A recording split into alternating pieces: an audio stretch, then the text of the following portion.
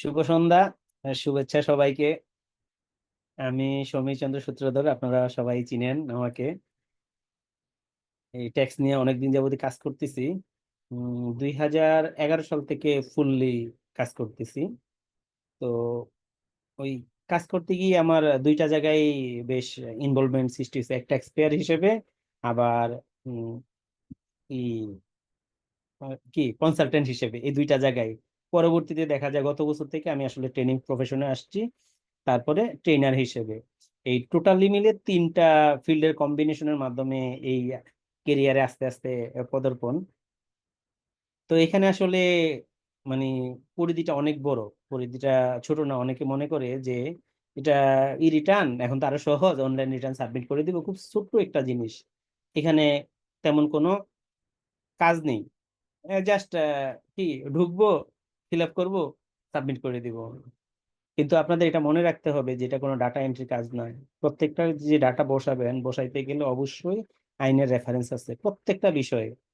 তো ইচ্ছে মতো যদি বসান, তখন এটার জের আপনাকেই পোহাইতে হবে। মানে আমরা যারা ট্যাক্স পেয়ার বা ট্যাক্স লয়ার, হ্যাঁ, তো কাজ করলে শেষ পর্যন্ত ভুক্তভোগীটা ট্যাক্স পেয়ারের উপর পড়ে। যদি কোনো লয়ারও কাজ করে, সেক্ষেত্রেও যদি কোনো ভুল করে, সেটাও কিন্তু গিয়ে ট্যাক্স পেয়ারের উপর পরে। গত পরশুদিন আমাকে একজন নক দিয়েছে, একজন কনসালটেন্ট ট্যাক্স লয়ার, যে ভাই আমি তো একটা ভুল করে ফেলছি মনে হইতেছে। আমি গাড়ির ট্যাক্স কমপ্লাই করছি, মানে এআইটি যে দেয়া থাকে গাড়ির জন্য, সেটা কমপ্লাই করছি, কিন্তু আমি গাড়ি দেখাই নাই। তো এটা ছোটখাটো ব্যাপার না। তো সেই কাজ সব সুন্দরভাবে করছে, ট্যাক্স ক্রেডিটও নিয়ে নিয়েছে, কিন্তু গাড়ি দেখায়নি। এখন অথরিটি কি করতে পারে? অথরিটি এটা খুঁজে বের করছে যে সে এআইটি নিয়েছে কিন্তু গাড়ি দেখায়নি, তার মানে সে অ্যাসেটটা দেখায় নাই, তার ইনকাম হিডেন করছে। যদি ইনকাম বাড়াইতো, অ্যাসেট বাড়তো, ট্যাক্স আসতো, অসুবিধা নাই। তো এটা তো করে নাই, যে কারণেই হোক। এখন গাড়ির দাম যদি 25 লাখ টাকাও হয়ে থাকে, এই 25 লাখ টাকার ওখানে তার ট্যাক্স দেওয়া লাগবে, কোনো মাপ নাই। ঠিক আছে? তো এই সমস্ত ভুল আসলে করা যাবে না। ছোট ছোট ছোট জিনিস এক একটা পথের মানে কাটা হয়ে যাবে। আর ট্যাক্স মানে হলো টাকা পয়সা। আমরা মানে 5 বছর জেল ও যেগুলো শুনছি এগুলো বাদই দিলাম, কিন্তু এই জায়গাটা থেকে আমাদেরকে অবশ্যই এই নিশ্চয়তাটুকু করতে হবে। যদি আমি ব্যক্তিগতও চিন্তা করি যে আমার ফাইল আমার জায়গাটাতে যাতে কোথায় কি এন্ট্রি হচ্ছে, যাতে আমি জানি আমার ফাইলে কি আছে না আছে আমি জানি। আমি বেসিক্যালি 2022-23 সাল থেকেই এই স্ট্র্যাটেজি নিয়েছি যে একজন ট্যাক্স পেয়ার তার ফাইলে কি আছে সে জানবে না। কেন জানবে না? বিপদে পড়লে তো সেই পড়বে। তো এইটা থেকে আমার আর কি ট্যাক্স পেয়ার নিয়ে খুব বেশি আমি সচেতন হই, যে এই জায়গাতে যারা লয়ার আছে তারা ভালো ইফোর্ট দিচ্ছে না, অনেকে দিচ্ছে। তো এটা একটা চেঞ্জ দরকার। তো সেই থেকে আমি আসলে কাজ করতেছি। পরবর্তীতে মনে হইলো যে না, আমি যারা ট্যাক্স শিখাবে তাদেরকেও যদি শিখাইতে পারি, তাহলে দুইটা জিনিসই ভালো একটা কম্বিনেশন হবে। ট্যাক্স পেয়ারও স্বচ্ছ থাকবে, ট্যাক্স লয়ারও এখানে স্বচ্ছ থাকবে। ট্যাক্স লয়ার যদি সচেতন হয়, ট্যাক্স পেয়ার আসলে অনেক কিছু অ্যাভয়েড করতে পারবে না। তো সেই সুবাদেই আর কি আমার এই ফিল্ডে মানে ফুল সুইং এ চলে আসা। আগে আমি চাকরি করতাম। গত বছর চাকরি রিজাইন দিই মে মাসে, ওই চাকরি থেকে বের হইতে পারি, তৃতীয়বারের মতো রিজাইন দিয়ে বের হই অক্টোবরের 3 তারিখে, লাস্ট ওয়ার্কিং ডে গিয়েছে। এরপর থেকে ফুল সুইং এ এই পাশে আসার পর মানে আমি ভালোই সাড়া পেয়েছি, রেসপন্স ভালো পাচ্ছি, এবং সবার জন্য কাজ করতে পারতেছি। ট্যাক্স পেয়ারের জন্য কাজ করতে পারতেছি, ট্যাক্স লয়ার জন্য কাজ করতে পারতেছি। এবং আপনারা জানেন, সবাই জানেন যে একটা বইও নিয়ে আসছে, সেটাও মানে আমাদের এই ফিল্ডে এই ধরনের বই নাই। যদি এটা প্রথম এডিশন, অবশ্যই ভুলভ্রান্তি থাকবে, এটা কারেক্টেড কপি হবে। ফিল্ডে না ছাড়লে আসলে কোন জায়গায় আরো কারেকশন দরকার সেটা বুঝতে পারবো না। এখন আপনারা যারা পাঠক আছেন, আরো কোথায় কোথায় আপডেট দরকার, আরো কি কি ইমপ্রুভমেন্ট দরকার, সেটা যদি আমাকে আপনারা বলেন, অবশ্যই পার্সোনালি বলবেন। ফেসবুকে পোস্ট দিয়ে আবার নেগেটিভ রিভিউ দিয়েন না, আমার উন্নতির জায়গা সুযোগ করে দিবেন। তাহলে আমি আরো চেষ্টা করব নেক্সট এডিশনটা যাতে আরো ভালোভাবে আনতে পারি। তো আমার জন্য দোয়া করবেন যাতে কাজ করতে পারি, আসলে সবার জন্য কাজ করতে পারি। আর আরেকটা বিষয় হলো যে আমরা আগেই যদি ফোকাস করি যে আগেই উপার্জন করব, তাহলে হবে না। আমি কাজ করব, এমন জায়গাতে কাজ করব অটোমেটিক্যালি সৃষ্টিকর্তা আমার রিজিক সৃষ্টি করে দিবে, আমি বিলিভ করি। আমি লাখ টাকার উপরে বেতন পাইতাম, ওইটা ছেড়ে এসেও এখানে আসছি। আসার কারণ কি, একটা ছাড়ছি, আমার একটা অপরচুনিটি লস করছি। অপরচুনিটি লস করছি মানে আমার কিন্তু আরো বেশি অপরচুনিটি তৈরি হবে, সেই বিশ্বাস এবং সৃষ্টিকর্তা সেটা পূর্ণতা এনে দিয়েছে। তো এটা সবার জন্যই প্রযোজ্য। তো আপনাদের জায়গা থেকেও যারা এই প্রফেশনে আছেন, তারাও যদি আগেই চিন্তা করেন যে উপার্জন করবেন, তাহলে হবে না।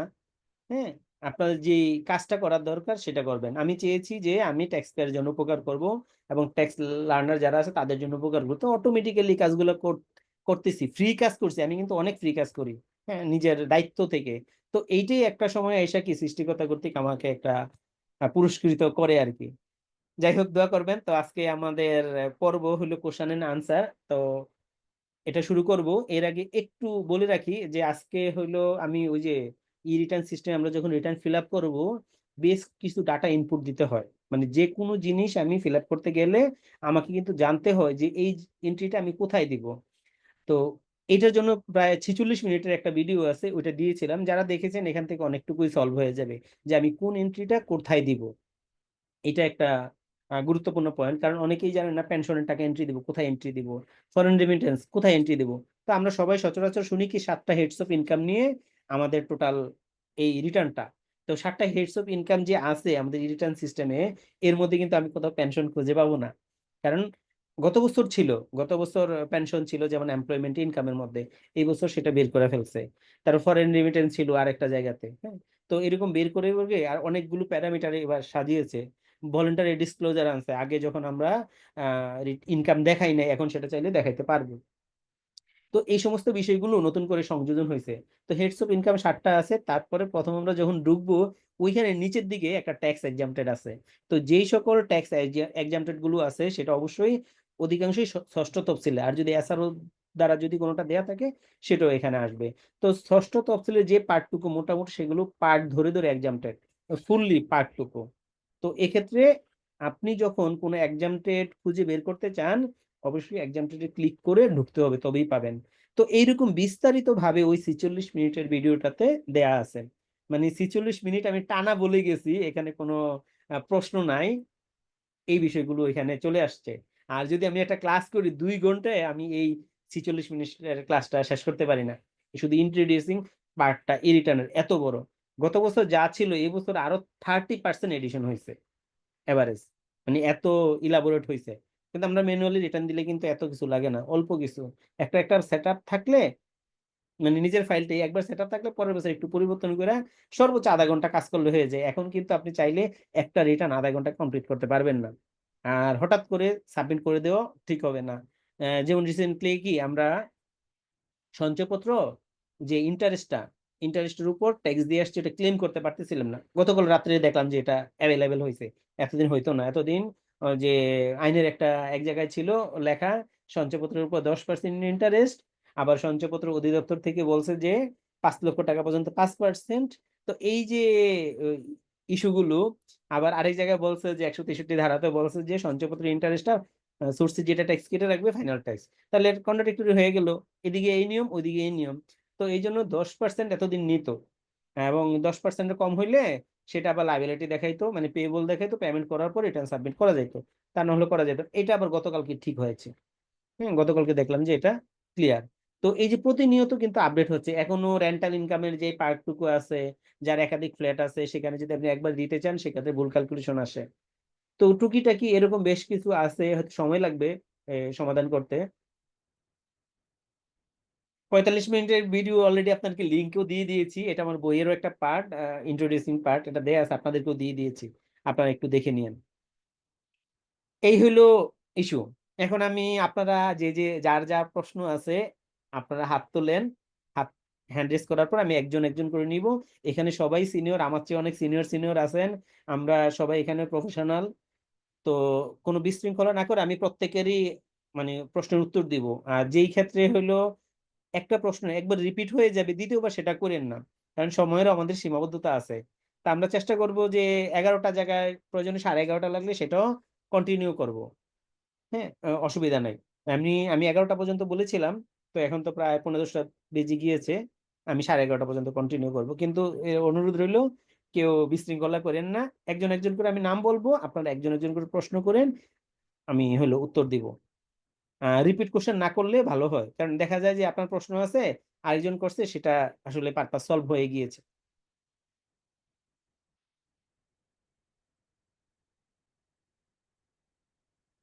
মুজাম্মেল হক ভাই, শুনতে পাচ্ছেন?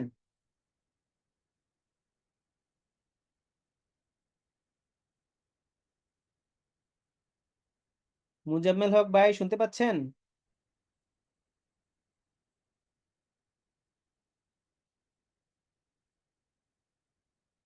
পীযূষ নাথ দাদা। হ্যাঁ দাদা, নমস্কার। নমস্কার দাদা। না, ওই যে হচ্ছে আমার প্রশ্নটা ছিল যে আপনার হচ্ছে এবার তো কমিশনার বরাবর অ্যাপ্লিকেশন করে 3 মাস সময় বৃদ্ধি করা যায়। অনলাইনে কি এটার অ্যাপ্লিকেশনটা কি চালু আছে কি বা হবে কি? না না, অনলাইনে না, এটা অফলাইনই করতে হবে। এটা মানে 31শে অক্টোবরে এসে আপনি এই আবেদনটা করতে পারবেন। 31শে অক্টোবরের ভিতরে অ্যাপ্লিকেশন করতে হবে না, টাইম এক্সটেনশনের জন্য? হ্যাঁ হ্যাঁ। আচ্ছা, আরেকটা জিনিস হচ্ছে শেয়ার মার্কেটের যে ইনকামটা হয়, হ্যাঁ, শেয়ার মার্কেটের যে আমরা যে পোর্টফোলিও স্টেটমেন্টটা পাই, ওইটা কিভাবে আমরা ওইটা কি রিটার্নে শো অফ করবো? ওটা যদি কাইন্ডলি একটু ইয়ে করতেন। ওইটা আমি তো এই মুহূর্তে একটা দেখাইতে পারলে ভালো হইতো। আমার এই মুহূর্তে নাই, আমার ফাইলগুলো কোথায় যে রাখছি আমি খুঁজে পাই না। হ্যাঁ, ক্লাস রেকর্ডিং হচ্ছে। এ, তো ওটা দেখাতে পারলো। এখানে দুইটা ইস্যু আছে। হ্যাঁ, একটা ক্লোজিং জের থাকে, সেই সাথে আবার অনেকের কি ক্যাশ ইন হ্যান্ডও থাকে। আপনার যে বিউ অ্যাকাউন্ট, ওইখানে একটা ব্যালেন্সও থাকে, দুইটা মিলে অ্যামাউন্টটা হবে। আর ওইখানে বেশ কিছু ক্যালকুলেশন আছে ভাই, দেখাইতে পারলে ভালো হইতো, কিন্তু আমি দুঃখিত এই মুহূর্তে দেখাইতে পারলাম না। আপনার কাছে যদি থাকে আপনি আমাকে দিয়েন, দিলে আমি প্রয়োজনে দেখিয়ে দিব। এই বছরে এখনো আমি আসলে রিটার্নে হাত দিতে পারি নাই। ঠিক আছে, okay, thank you. Okay, thank you. Nazmul Haque ভাই, এখন কি শুনতে পাচ্ছেন? জি দাদা, শুনতে জি পাচ্ছেন? জি জি, পাচ্ছি। দাদা, আমি যদিও এটা একটু ওই এলাবোরেট করে বলেন, হচ্ছে যে ধরেন আইটি ব্যবসা আছে যাদের, তো রেমিটেন্স যাদের আছে, তো উনি তো বিজনেস ইনকাম হিসেবে দেখাবেন। তো এটার ওনার যে খরচগুলা আছে, ওনার এই খরচগুলার জন্য কোনো ইয়ে করা লাগবে কিনা, প্রফিট লস করা বা ব্যালেন্স শিট করে ওখানে আপলোড করা বা এরকম কোনো বিষয় আছে কিনা? আইটি ব্যবসা যে আইটিএস যে সার্ভিস, এখানে কিন্তু বলাই আছে যে ব্যবসায়ীদের জন্য। ষষ্ঠ তফসিলের 21-এ গেলে দেখেন লেখাই আছে ব্যবসায়ীর জন্য। এটা কিন্তু কোনো পার্সন কিন্তু নিতে পারবে না। প্রথম হচ্ছে প্রতিষ্ঠান, তো সেটা প্রোপ্রাইটারশিপ হোক, সেটা পার্টনারশিপ হোক, সেটা লিমিটেড হোক, তাদের নামে হবে।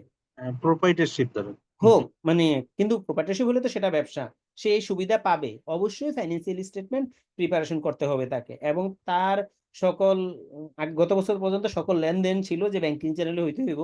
এই বছর যেটা উইথড্র করছে, এই বছর রিসিপ্টটা অবশ্যই ব্যাংকিং চ্যানেলে হইতে হবে, তবে সে মানে অব্যাহতি সুবিধাটা পাবে, তা না হলে কিন্তু পাবে না। তাহলে ওই খরচগুলো, রেমিটেন্স যেটা আসছে, ওইটা ওই প্রফিট লস করে যে প্রফিটটা হবে ওইটাই তার ইন্ডিভিজুয়াল রিটার্নে দেখাবে রেমিটেন্স হিসেবে। এটা রেমিটেন্স হোক আর তার সেলস হোক, কোনো অসুবিধা নাই তো। তার তো এমনি অব্যাহতি সুবিধা আছে।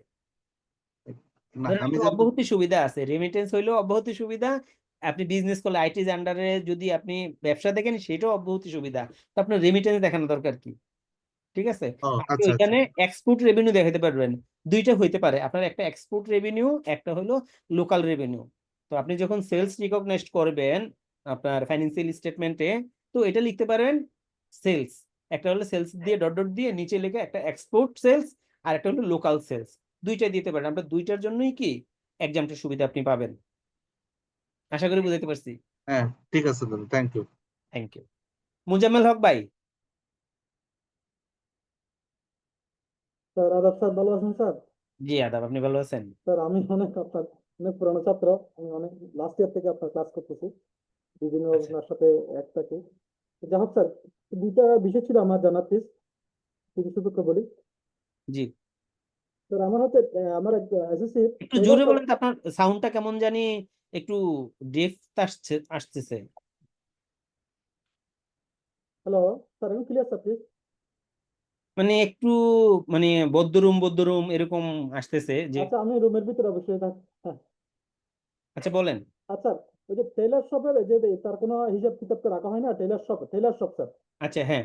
টেলার শপের আমরা ইনকামটা কিভাবে ফাইলে দেখাতে পারি? আচ্ছা, টেলার তো আসলে বেসিক্যালি দুইটা কাজ করে। অনেকে ফেব্রিক্সও বিক্রি করে, সেই সাথে টেলারিংও কাজ করে, তাই না? Cutting sorry sir, sorry sir. মানে মজুরি। স্যার উনি কি দুইটাই করে? দুইটাই করে স্যার। দুইটাই করে। তো দুইটা এখানে আলাদা করে অ্যাকাউন্টস করতে হবে, কারণ একটা যেটা মজুরি সেটার আসলে তার মানে কষ্ট গুডস যদি বলি সেটা খুব পরিমাণ খুব কম। ধরেন কি লাগে, তার সুতা লাগে বা মেশিন টেশিনের ডেপ্রিসিয়েশন এই টাইপের কিছু হয়, আবার এমনও হতে পারে দোকানের ভাড়া লাগে, হ্যাঁ। কিন্তু প্রোডাক্টের ক্ষেত্রে কিন্তু তা না। তো আপনি ওইটা সেলস রিকগনাইজ যখন করবেন একটা অ্যাকাউন্টস করে নেবেন। অ্যাকাউন্টসে দুইটা পার্ট করবেন, একটা হলো সার্ভিস রেভিনিউ এগেনস্ট ওয়েজেস, আর একটা হলো প্রোডাক্ট সেলস। তো প্রোডাক্ট সেলসে হয়তো 20%, 25% প্রফিট হইতে পারে, গ্রস প্রফিট। তো আর আপনার টেইলারিং শপের ক্ষেত্রে যে মানে মজুরি যেটা, এটাতে কিন্তু 80%, 85% হলো গ্রস প্রফিট হবে, 20 বা 15% হইলো সিওজিএস হবে। কেন? কারণ তার তো খুব বেশি এখানে ইনভেস্টমেন্ট নাই। ধরেন এই পাঞ্জাবিটা বানালে কি বকলেসটা তার কিনা লাগলো, তারপরে বুতামগুলো কিনা লাগলো, সুতা কিনা লাগলো, এগুলো তার ডিরেক্ট খরচ, কারণ ওই মজুরি তো এটার মধ্যেই থাকে। তো এই হিসেবে যদি এখানে 20% সিউজিএস হয়, আবার যখন কাপড়টা বিক্রি করলো তার উপর হয়তো তার 20% জিপি, আর এখানে 80% জিপি। তো এই জন্য দুইটা আলাদা করে করে অ্যাকাউন্টস প্রিপারেশন করে তারপরে মোটা দাগে একটা করবেন, একটা গ্রস করবেন। আলাদা আলাদা দুইটা বসানোর পর একটা গ্রস করে তারপরে এটা কিউমুলেটিভ করে ফিগারটা বের করে নেবেন, যে তাহলে তার টোটাল সেলস রেভিনিউ কত আর সিওজিএস কত এবং গ্রস রেভিনিউ কত, profit. Sir thank you sir, কিন্তু ব্যাপারটা হচ্ছে ওরা তো ওইভাবে ক্যালকুলেশন রাখে না স্যার প্লিজ। না, ওরা কি করলো না করলো এটা দেখার বিষয় না, বাট আপনি একজন প্রফেশনাল হিসেবে আপনি এভাবে কাজ করে এটা করবেন। আপনার ট্যাক্স পেয়ার হয়তো সব তথ্য আপনাকে নাও দিতে পারে, বাট তাদের কাছ থেকে খুঁচিয়ে খুঁচিয়ে তথ্য নিয়ে আপনি এটা এভাবেই সাবমিট করবেন। তখন দেখা যায় এভারেজে আপনার কি এটা বেশি হয়ে যেতে পারে, প্রফিটটা বেশি হয়ে যেতে পারে, কিন্তু তখন কিন্তু যদি ফাইল কখনো অডিটে পড়ে আপনি দেখাইতে পারবেন যে স্যার এটা হলো সিনারি। উনি প্রোডাক্টও বিক্রি করে, ট্রেডিং বিজনেসও করে, সাথে সাথে উনি মজুরিও নেয় আলাদা। এবং আপনি ই রিটার্ন সিস্টেমে চাইলে দুইটা আলাদাও দেখাতে পারেন, কোনো অসুবিধা নাই, কারণ একাধিক আপনি কিন্তু এখন অ্যাড করতে পারেন। স্যার থ্যাংক ইউ স্যার, আরেকটা কোয়েশ্চেন ছিল প্লিজ স্যার। বলুন। স্যার এই যে আমাদের যা লোকাল আমরা যারা বিল্ডিং করি, বিল্ডিং এরটা কিভাবে ফাইলে দেখাতে পারি? আচ্ছা, বিল্ডিং এটা তো পিডাব্লিউডি যে রেট আছে ওই অনুযায়ী করতে হয়। তো লোকালের ক্ষেত্রে ওইটা নিয়ে খুব একটা মানে ট্যাক্স অথরিটি করে না। মনে করেন 10 লাখ টাকা, 12 লাখ টাকা একতলা বিল্ডিং, দুতলা বিল্ডিং করলো, খুব একটা করে না, কারণ ওই গ্রামে দেখা যায় কি এই কয়টা পিলার দিয়ে একটা বিল্ডিং করে ফেলছে, একতলা নিজেদের থাকার জন্য করছে। তো ওইগুলো নিয়ে খুব একটা মানে বাস্তব হইলো খুব পেরেশানি করে না। তো এগুলো এমনি করতে পারেন, কিন্তু আপনি শহরের দিকে 3 তলা 4 তলা বা গ্রামেও 4 তলা 5 তলা বিল্ডিং করছে, তখন আবার কিন্তু ইস্যু আছে। তখন thank you sir. PDF follow করে আপনাকে এটা কাজ করতে হবে। আরেকটা বিষয় প্লিজ স্যার, এই আমাদের না, দুইটাই দুইটাই। আচ্ছা আচ্ছা, হ্যাঁ হ্যাঁ। ঠিক আছে, পরে সময় একটু থাকলে আবার করেন। আচ্ছা ঠিক আছে, thank you sir. Thank you. Sohel Rana ভাই। হ্যালো, আদাব দাদা, শুনতে পাচ্ছেন? জি, আমি শুনতে পাচ্ছি, আপনি পাচ্ছেন? জি দাদা, শুনতে পাচ্ছি। কেমন আছেন? জি, সৃষ্টিকর্তা রেখেছেন। জি দাদা, আমি একটা বিষয় জানতে চাচ্ছিলাম, সেটা হচ্ছে আমার বাবা মারা গেছেন আজ 3 বছর হলো। ওনার একটা টিন ছিল, এখন এটা বাতিল করার জন্য আমি সংশ্লিষ্ট ট্যাক্স জোনে পেপার সাবমিট করেছিলাম, অ্যাপ্লিকেশন দিয়েছিলাম, কিন্তু তারা বলছেন যে এটা এখন অনলাইনে অ্যাপ্লাই করতে হবে। এই প্রসেসটা যদি একটু দাদা জানাতেন একটু। অনলাইনে বলছে টিআইএন বাতিলের জন্য? জি জি, আমি অবশ্যই। ডেথ সার্টিফিকেট, তার টিএন ডিটেলসটা সহ হার্ড কপিতে অ্যাপ্লাই করেছিলাম সংশ্লিষ্ট সার্কেলে, কিন্তু ওনারা বলছেন যে আমরা এখন এই আবেদন রাখবো না, এটা এখন অনলাইনে করতে হবে। এইটাই দাদা, একটু কোথাও তো কেউ এই ব্যাপারে পরামর্শ দিতে না, পারছে না। এটা তো আমিও জানি না, এই অবাক করার কথা। এটা তো মানে ওনাকে এতদিন রিটার্ন সাবমিট করতো, আম, যতদিন লাইফ না না, না না, কখনোই রিটার্ন সাবমিট করে নাই। না, আমার জানা মতে না। তাহলে এটা কিভাবে ক্যান্সেলের জন্য আবেদন করবে?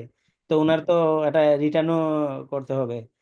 যাই হোক, এটা অনলাইনে ক্যান্সেলের ব্যাপারে টিন ঢুকে একটু দেখতে হবে। আমি এটা অবশ্য অবগত হই নাই, হ্যাঁ, আমি খুবই সরি। আমি একটু দেখে আচ্ছা, আপনি আগে জানাবো, আপনি আমাকে একটু হোয়াটসঅ্যাপে নক দিয়েন। শিওর শিওর দাদা, thank you. Thank you. Thank you দাদা। মুর্তজা ভাই।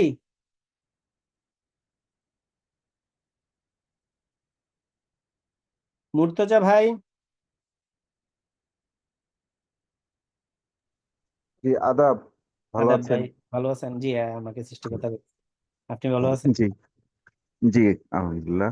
আমার প্রশ্ন হচ্ছে যে একজন প্রাইভেট প্র্যাকটিস করা ডাক্তার বা কর আইনজীবী যারা পেশাজীবী এরকম আছে, জি, এদের অনুমোদিত খরচের কোনো হিসাব আছে নাকি কোথাও? এটা সালেকিন স্যারের বইতে মানে ওনার মতো একটা দাঁড় করাইছিল, এটা কি একটা মেথড অবলম্বন করে দাঁড় করাইছিল। তো এটা বেসিক্যালি আসলে রিয়েলিস্টিকের উপর ডিপেন্ড করে কত হইতে পারে। যেমন ডাক্তারদের জন্য একটা চেম্বার খরচ থাকতে পারে, অবশ্যই, মানে সব জায়গায় কিন্তু চেম্বার খরচ নেয়, একটা স্ট্যান্ড থাকে সিরিয়াল নেয়ার জন্য, দেওয়ার জন্য, স্যারকে ফলো আপ করার জন্য। তো স্যার প্রেসক্রিপশন করে ওই পেজ গুলো, কলম তো অধিকাংশ কোম্পানিদের, তো ওনাদের আসলে খুব একটা খরচ নাই। তখন হয়তো ওনারা এই যদি ডিরেক্ট খরচ দেখাই, তখন হয়তো 20% দেখাইতে পারে। সেই সাথে যদি আরো খরচ আসে সেটা দেখাইতে পারে, তবে তাদের ক্ষেত্রে আপনার 70% আসলে অবশ্যই রাখা উচিত। ঠিক আছে। মানে যদি খাতাপত্র যদি মেনটেন না করে, তাহলে কি 70% দেখাতে পারবে একজন ডাক্তার? আবার একজন ইনকাম কর আইনজীবী কতটুকু? আমরা কাছাকাছি। কোরআনজীবীর কর ক্ষেত্রে একটু আইনজীবী ব্যতিক্রম, কোরআনজীবীর ক্ষেত্রে একটু ব্যতিক্রম। কেন? কোরআনজীবী ধরেন একটা অফিস নিল, অফিসের খরচ আছে, কিন্তু আপনি ডাক্তাররা কখনো যদি নিজস্ব ক্লিনিক তৈরি না করে বিজনেস মাইন্ডে পার্সোনালি যখন কোথাও বসে, কোথাও তারা কিন্তু চেম্বার ফি দেয় না। আপনি দেখেন, ধরেন একটা হসপিটালে বসলো, হসপিটালের কিন্তু চেম্বার, একটা জি দোকানে গিয়ে বসলো, তাহলে কিন্তু ওই দোকানদারের উনি কিন্তু ফি দেয় না। ঠিক আছে, ভাড়া লাগে না, জি। হয়তো ওনার এসিস্ট্যান্ট লাগে, আর বললাম প্রেসক্রিপশন যেটা সেটা করে। তো এই টাইপের, তো এই কর আইনজীবীর মধ্যে আর ডাক্তারদের মধ্যে কিন্তু একটা গ্যাপ আছে। ঠিক আছে, আবার কর ঠিক আছে, আইনজীবীর, ধন্যবাদ। কর আইনজীবীর আবার দেখা যায় এসিস্ট্যান্ট থাকে, স্যালারি দেয়, হ্যাঁ, এই খরচগুলো যথেষ্ট আছে। কনভেন্স। এখন কেউ যদি অফিস অফিস না নেয়, সে যদি 60% খরচ দেখায় কোনো খাতাপত্র মেনটেন না করে, এটা কি অ্যাকসেপ্টেবল হবে? হ্যাঁ, হবে। ওকে, ধন্যবাদ থ্যাংক ইউ। দাদা। শাহিন ভাই, ম্যানেজার এসকেএস। শুভ সন্ধ্যা। শুভ ভালো আছেন? সন্ধ্যা। জি, সৃষ্টিকর্তা রেখেছেন, আপনি দাদা, ভালো আছেন? ওই আমরা দুই ভাই মিলে 3 কাঠা জায়গার উপর একটা 6 তলা বিল্ডিং করছি। তা এটা শেষ হয়েছে এই মার্চে। তা আমার নামে ছিল, আমি আমার ফ্ল্যাট যেহেতু 3টা, আমি একটা আমার ওয়াইফের নামে আর একটা ছেলের নামে দিছি। কিন্তু আমার যে ইনকাম ট্যাক্সের ফাইলের মধ্যে আমার তো জায়গা বরাদ্দ ছিল 1060 স্কোয়ার ফিট, আর প্রত্যেকটা ফ্লোরের হলো 1300 স্কোয়ার ফিট। এখন আমার এটা থেকে কিভাবে মাইনাস করে, ওদের নামে যেহেতু হেবা করছি, ওদের নামে তো টিন করতে হইছে, কিভাবে দেখাবো? আপনি তো ঝামেলা লাগিয়ে রাখছেন। আপনার ওই জায়গা আহ, দেখা ছিল 1060। হ্যাঁ, 3 কাঠা তো দুই ভাইয়ের ছিল 2160, তারপরে 1080 ছিল আমার। আমার ফাইলের মধ্যে তাহলে জায়গার 1300, পরিমাণে তাহলে স্কোয়ার ফিট 1300 হইলো কেমনে, যেখানে জায়গায় 1080, বরং আরো ওইটা কমবে। 1300 ওটা হইলো ফ্লোর, ফ্লোর তো 6টা ফ্লোর হইছে, আমার 3টা। না, তিনটা ঠিক আছে। আমার কথা হইছে টোটাল জায়গা হইলো আপনার 2160, তাই না? 2160। তো হ্যাঁ 2160 হইলে দুইটা ভাগ হয়ে গেল, তাই তাই তো 1080। হ্যাঁ তো পুরো ছাদ ঢালাই তো আপনি 2160ও দেন না, এর চেয়ে কম দিয়েছেন। হ্যাঁ হ্যাঁ, কম দিয়েছি। আচ্ছা, ছাদ ঢালাই কত 1300, দিয়েছেন? 1300 করে। 1300 করে, ও আচ্ছা, 1300 করে এবার 6, তাহলে হিসাবটা ওই স্কোয়ার ফিট হিসাবে ওইভাবে হবে। তা আপনার ফাইলে যেটা করবেন, প্রথমে হলো যত স্কোয়ার ফিট আছে পুরোটা আপনার ফাইলে নিয়ে আসবেন, এরপরে প্রত্যেকের নামে আপনি হ্যাবা করে দিয়ে দিবেন। আর প্রথমে ওদের কাছে 3 নাম্বার দিয়ে দিব ওদের, তাই তো? শুধু টিন না, আগে তো আপনার ফাইলে পুরোটা বিল্ডিংটা আনতে হবে। হ্যাঁ। আনার আচ্ছা। পর আপনার ফাইলে আসলো, আসার পরে তারপরে আপনি আপনার সন্তান, স্ত্রী তাদেরকে গিফট করতে পারবেন, এটাতে কোনো অসুবিধা নাই। তারাও আর রিসিভ ভ্যালুটা দেখাবো কত? হ্যাঁ। জমি সহ আমার যেমন জায়গার কনস্ট্রাকশন ভ্যালু পিডাব্লিউডি রেট অনুযায়ী 91 লাখ টাকা দেখাইতেছে হ্যাঁ। জায়গা সহ। হ্যাঁ। এটাকে সমান 3 ভাগে ভাগ করব। হ্যাঁ। আচ্ছা, ওকে, অসংখ্য ধন্যবাদ দাদা। ধন্যবাদ। আবু সুফিয়ান ভাই,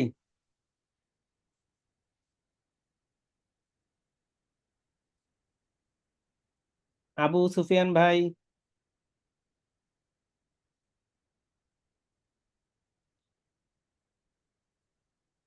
শুনতে পাচ্ছেন?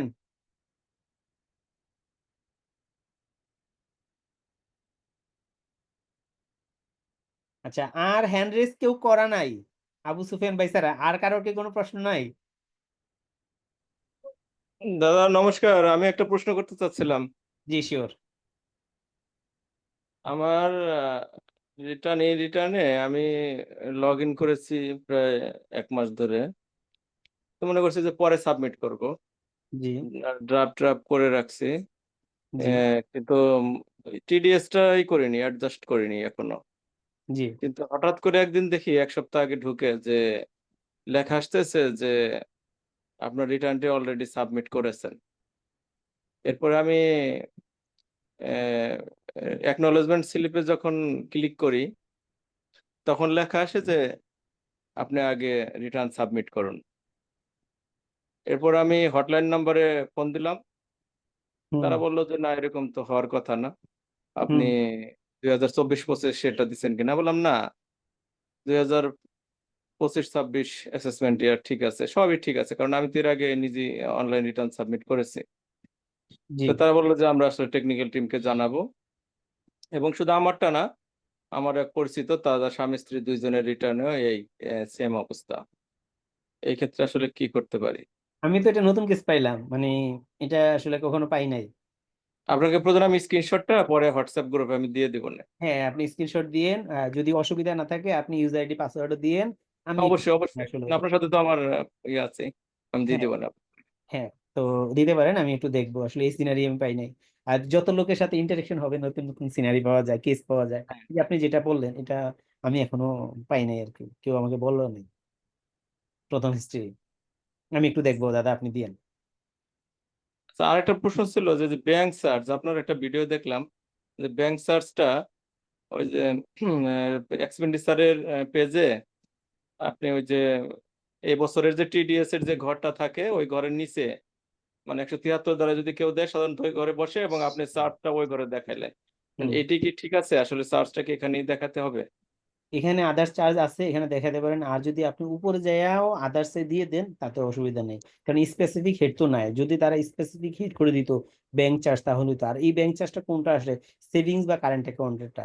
আপনার এফডিআর ছিল, এফডিআর উপর যে ইন্টারেস্টটা পেয়েছেন এটার এগেনিস্টে যে চার্জ বা এক্সাইজ ডিউটি নিয়েছে, এটা কিন্তু আপনি ওই ইন্টারেস্টের সাথে অ্যাডজাস্ট করে দিবেন। কারণ ওইখানে যদি আপনি 50,000 টাকা ইন্টারেস্ট পেয়ে থাকেন, ওইখান থেকে ধরেন যদি 3,000 টাকা তারা এক্সাইজ ডিউটি কেটে নিল, তাহলে আপনার 50,000 টাকাতে আইন অনুযায়ী 3,000 টাকা খরচ দেখাতে পারেন। তাহলে আপনার নেট ইনকাম কিন্তু 47,000 টাকা। এটা ওইখানেই দিয়ে দিবেন। শুধু কোনটা, আপনার যদি সঞ্চয় হিসাব থাকে ওইখানে দেখা যায় লেনদেন আমাদের কি অনেক বেশি হয়, আমরা বিভিন্ন বুথ থেকে টাকা তুলি, ওই চার্জটাও কাটে। তো ওই টাকার উপর ডিপেন্ড করে এই ইন্টারেস্টটা আসলে দেয় না। এখন দেখা যায় ইন্টারেস্ট পাইলাম এক্ষেত্রে আমি 300 টাকা, আমার চার্জ আছে হইলো 4,000 টাকা, হুম। হইতেই পারে। তো এটার সাথে এটা আসলে অ্যালাইন করে না, কারণ এই সার্ভিসের জন্যই কিন্তু এই ইন্টারেস্টটুকু দেয় নাই, তখন তো মাইনাস ফিগার চলে যায়। তো এটা তো হয় না, এই জন্য এই 4,000 টাকাটাই আপনি শুধু আপনার লাইফস্টাইল এক্সপেন্সে দিবেন। আচ্ছা আচ্ছা, আরেকটা জিনিস জানার ছিল আমার। এই যে যে আমরা টিডিএস টা এখানে সমন্বয় করি, মনে করেন ব্যাংকে যেটা ইন্টারেস্টের বিপরীতে যে টিডিএস টা দিছে, আসলে এটা এখানে দেখানোটা মানে জরুরি কেন? মানে আমি তো মানে আসলে থিওরিটিক্যাল জিনিস জানতে চাচ্ছি। টিডিএসটা হ্যাঁ হ্যাঁ হ্যাঁ, যে আমার ও কিন্তু দিচ্ছি, সরকার তো কেটেই নিছে। না না না, আসলে এটা এখানে দেখানোটা এত মানে জরুরি, আসলে এটা সেন্সটা কি আসলে ও আচ্ছা। আয়করের সেন্স পয়েন্ট অফ ভিউ থেকে? আয়করের সেন্সটা হলো আপনি, এটা তো ন্যূনতম করের মধ্যে পড়ে। কোথায় কোথায় ন্যূনতম কর দিয়ে আসছেন সেটা এখানে ডিসক্লোজ করা। এক জায়গায় এন্ট্রি দিলে আপনি যে দিয়ে আসছেন, আমাদের এই যে এমন মানে আমরা সাধারণ মানুষ আছি যারা সোর্সে অনেক ট্যাক্স দিচ্ছি, কিন্তু আমরা ফাইলে আনতেছি না। তো ফাইলে না আনার ফলে এটা কি ব্ল্যাক মানি হয়ে যেতেছে। আমরা ট্যাক্স দিচ্ছি, শুধু ডিসক্লোজ করতেছি না যে আমি ফাইলে নিয়ে আসতেছি না। ও আচ্ছা এই আচ্ছা জন্য আচ্ছা। সমস্যা হয়। তো এখন তো আপনি যে 1 টাকাও দিয়ে থাকেন ট্যাক্স, সেটা কিন্তু আপনি দিচ্ছেন। আপনার যে ইনকামটা, এই ইনকাম থেকেই কিন্তু ট্যাক্স কেটে নিচ্ছে, অন্য জনেরটা নিচ্ছে না। ব্যাংক কিন্তু তার নিজের পকেট থেকে ট্যাক্স দিচ্ছেন না, আপনাকে যে ইন্টারেস্ট দিয়েছে তার উপর 10% বা 15% তারা কেটে নিচ্ছে। তো সেটা আপনার টাকা থেকে কেটে নিচ্ছে। তো আপনার টাকা থেকে যেহেতু কেটে নিচ্ছে, আপনি আপনার ফাইলে কেন দিবেন? এই ট্যাক্সটা তো আপনি দিয়েছেন, এটা তো ব্যাংক দেয় নাই।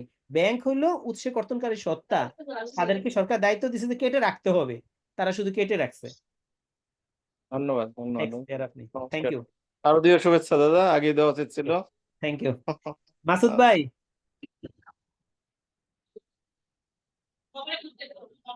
মাসুদ ভাই।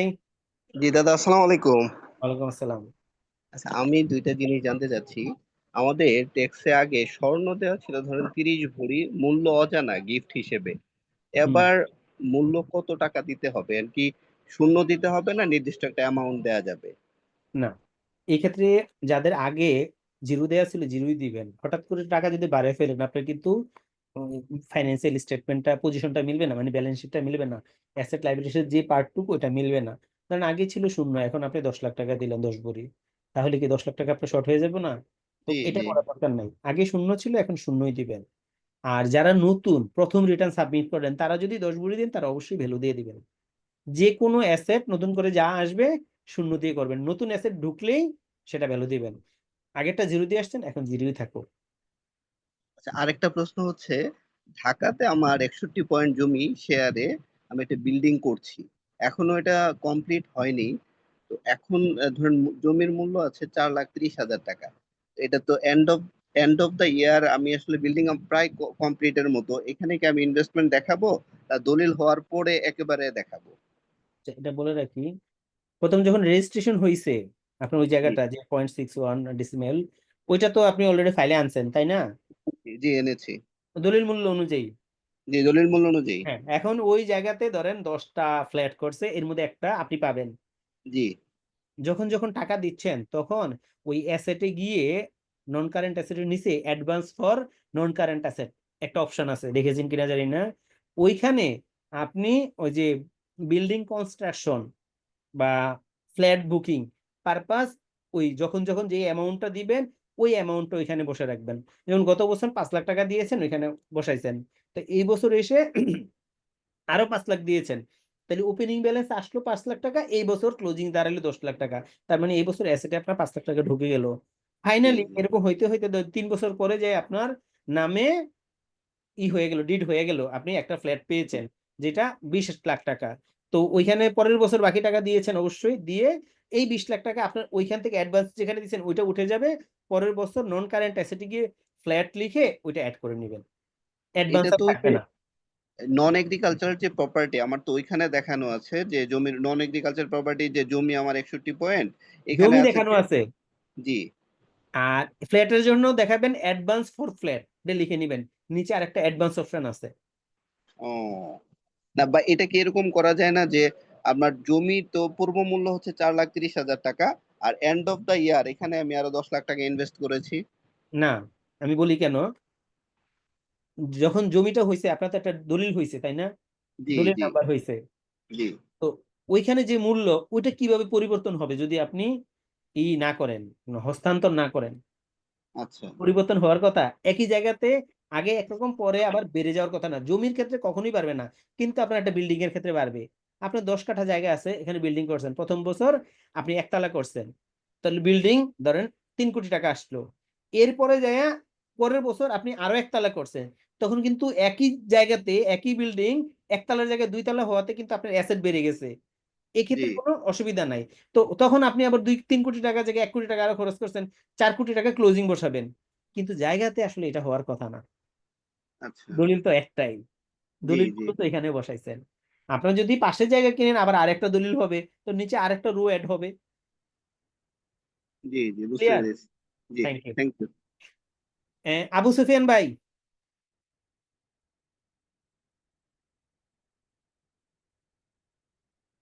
আবু সুফিয়ান মাসুদ ভাই, MASUD মাসুদ ভাই, শুধু মাসুদ লিখা, MASUD। জি জি। জি ভাই। আসসালামু আলাইকুম। স্যার ওয়ালাইকুম ভালো আছেন? আসসালাম। জি, সৃষ্টিকর্তা রেখেছেন, আপনি ভালো আছেন? জি ভালো আছি।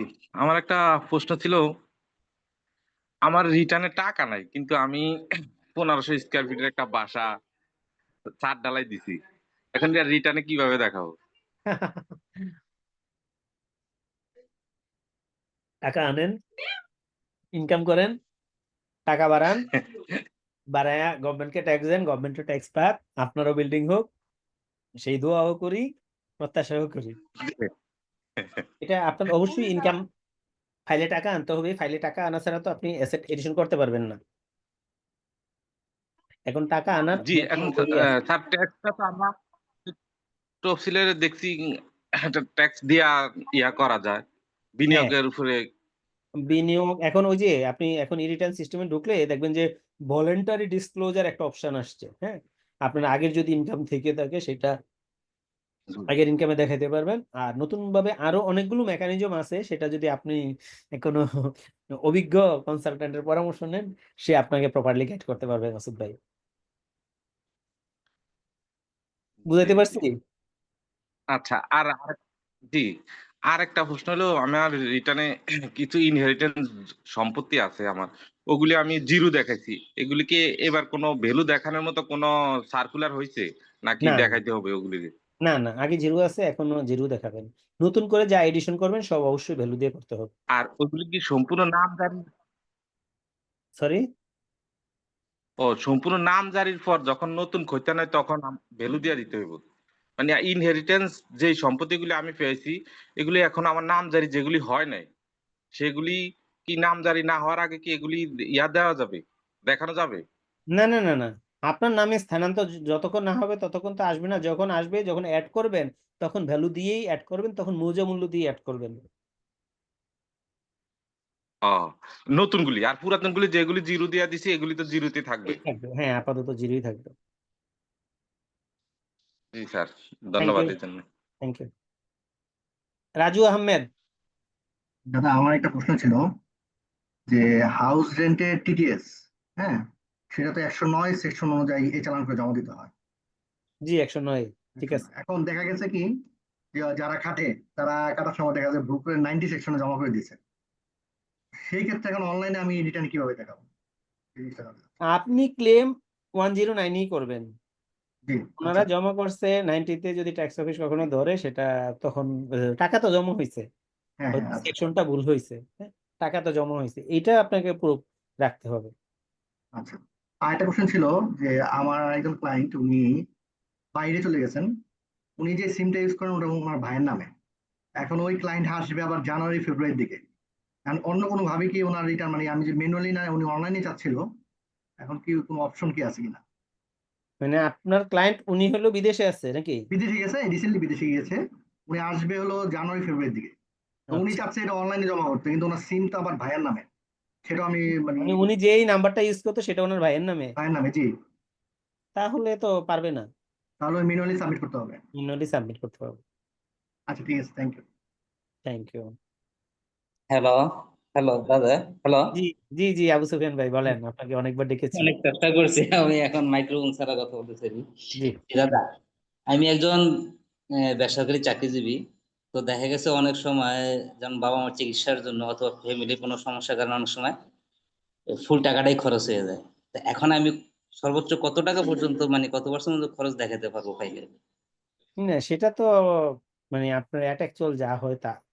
তো এক্ষেত্রে দেখানোর ক্ষেত্রে আপনার যেই জিনিসটা মানে মাথায় রাখতে হবে, আপনি ইনকাম করছেন 10 লাখ টাকা বছরে।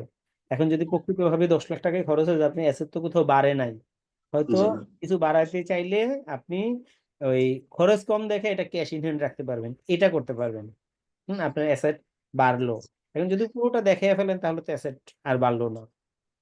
তবে খরচ যখন দেখাবেন, এই সমস্ত খরচের ক্ষেত্রে একটা কি আলাদা কিন্তু পার্ট আছে। এজ ইউজুয়াল খরচ, যেমন আপনার বাসা ভাড়া বছরে 1,80,000 টাকা যায়, আমি উদাহরণ দিলাম। পরের বছর এটা 1,80,000 জায়গায়, মানে আপনার কিন্তু একই বাসাতে আছেন ধরেন, 3 লাখ করে ফেলেন না, ঠিক আছে? লাইফ স্টাইল খরচের ক্ষেত্রেও ধরেন আগে 2.5 লাখ দেখাইছেন, এখন আবার 5 লাখ করে ফেললাম, এরকম না। 2.5 লাখের জায়গায় আমাদের যে ইনফ্লেশন আছে তাতে করে 20% বাড়তে পারে, ঠিক আছে, এরকম। আর যেই খরচগুলো মানে এক্সেপশনাল, যেমন এই যে চিকিৎসা ক্ষেত্রে হঠাৎ করে বাসায় আসলে বেশি খরচ হইতে পারে, বিভিন্ন জন অসুস্থ হইতে পারে, এইটা একটা এক্সেপশনাল খরচ হতে পারে, মেডিকেল এক্সপেন্স এখানে বসাই দিবেন। ধরেন আগামী বছর, এই বছর 5 লাখ টাকা খরচ বেশি হয়েছে, বাবা মা অসুস্থ, চিকিৎসা বিভিন্ন কারণে এটা হইতে পারে, ফ্যামিলি, আপনার বাচ্চা হয়েছে, হসপিটালে ছিল, এই সমস্ত খরচ হইতে পারে। তো এই ক্ষেত্রে অবশ্যই মেডিকেল খরচ দেখাবেন, অথবা ট্যুরে গেছেন ট্যুরের খরচ দেখাবেন। তো আগামী বছর কি কি হলো, খরচটা অনেক পড়ে গেল, এই এক্সেপশনাল খরচগুলো আর নাই। যদি কখনো ফাইল অডিটে পড়ে, তারা ব্যাখ্যা আছে, আপনি দিতে পারবেন যে আগের বছর আমার এই খাতগুলোতে খরচ ছিল, এই বছর এই খাতগুলোতে হয় নাই, কিন্তু আমার রেগুলার খরচের স্ল্যাব কিন্তু ঠিক আছে। ঠিক আছে সুফিয়ান ভাই? জি ওকে। আরেকটা প্রশ্ন হচ্ছে ফ্ল্যাট বা জমি বা যে কোনো সম্পত্তি দেখা গেছে যে মার্চ এপ্রিল বা মে মাসে এটা অর্জন করছি, কিন্তু ওই আয় বর্ষ আর দেখানো হয় নাই। হ্যাঁ, পরবর্তী আয় বর্ষে যদি দেখায় এটার উপরে কি কোনো জরিমানা আসবে নাকি? এটা যদি আপনার ফাইলে টাকা থাকে অ্যাভেলেবেল থেকে থাকে, হুম, তাহলে হয়তো মিলিয়ে জিলে এটা করা যেতে পারে। কিন্তু আর যদি টোটালি ফাইলেও টাকা নেয় তখন তো আসলে ওই যে ভলেন্টারি ডিসক্লোজার দেখে তারপর এটা অ্যাড করতে হইব। না, এটা হচ্ছে যে ওই যে মানে উত্তরাধিকার সূত্রে যদি পাই কোনো গিফট বা হেরিটেন্স। না, উত্তরাধিকার সূত্রে ইনহেরিটেন্স তো অবশ্যই পাবেন, কিন্তু গিফট কিন্তু উত্তরাধিকার পাইতে পারবেন অন্য আপনার বাবা মা, আপনার ভাই বোন, স্ত্রী, সন্তান ছাড়া যদি কেউ দেয় তখন কিন্তু আবার এটা ট্যাক্স ফ্রি হইব না, ট্যাক্সেবল হয়ে যাব।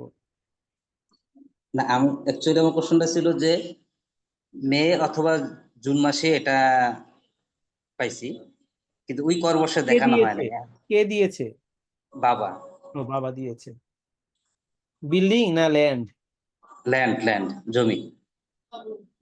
দেখাই দিয়েন, একটু রিস্ক তো নিতে হইবে এই বছর, দেখাই দিয়েন।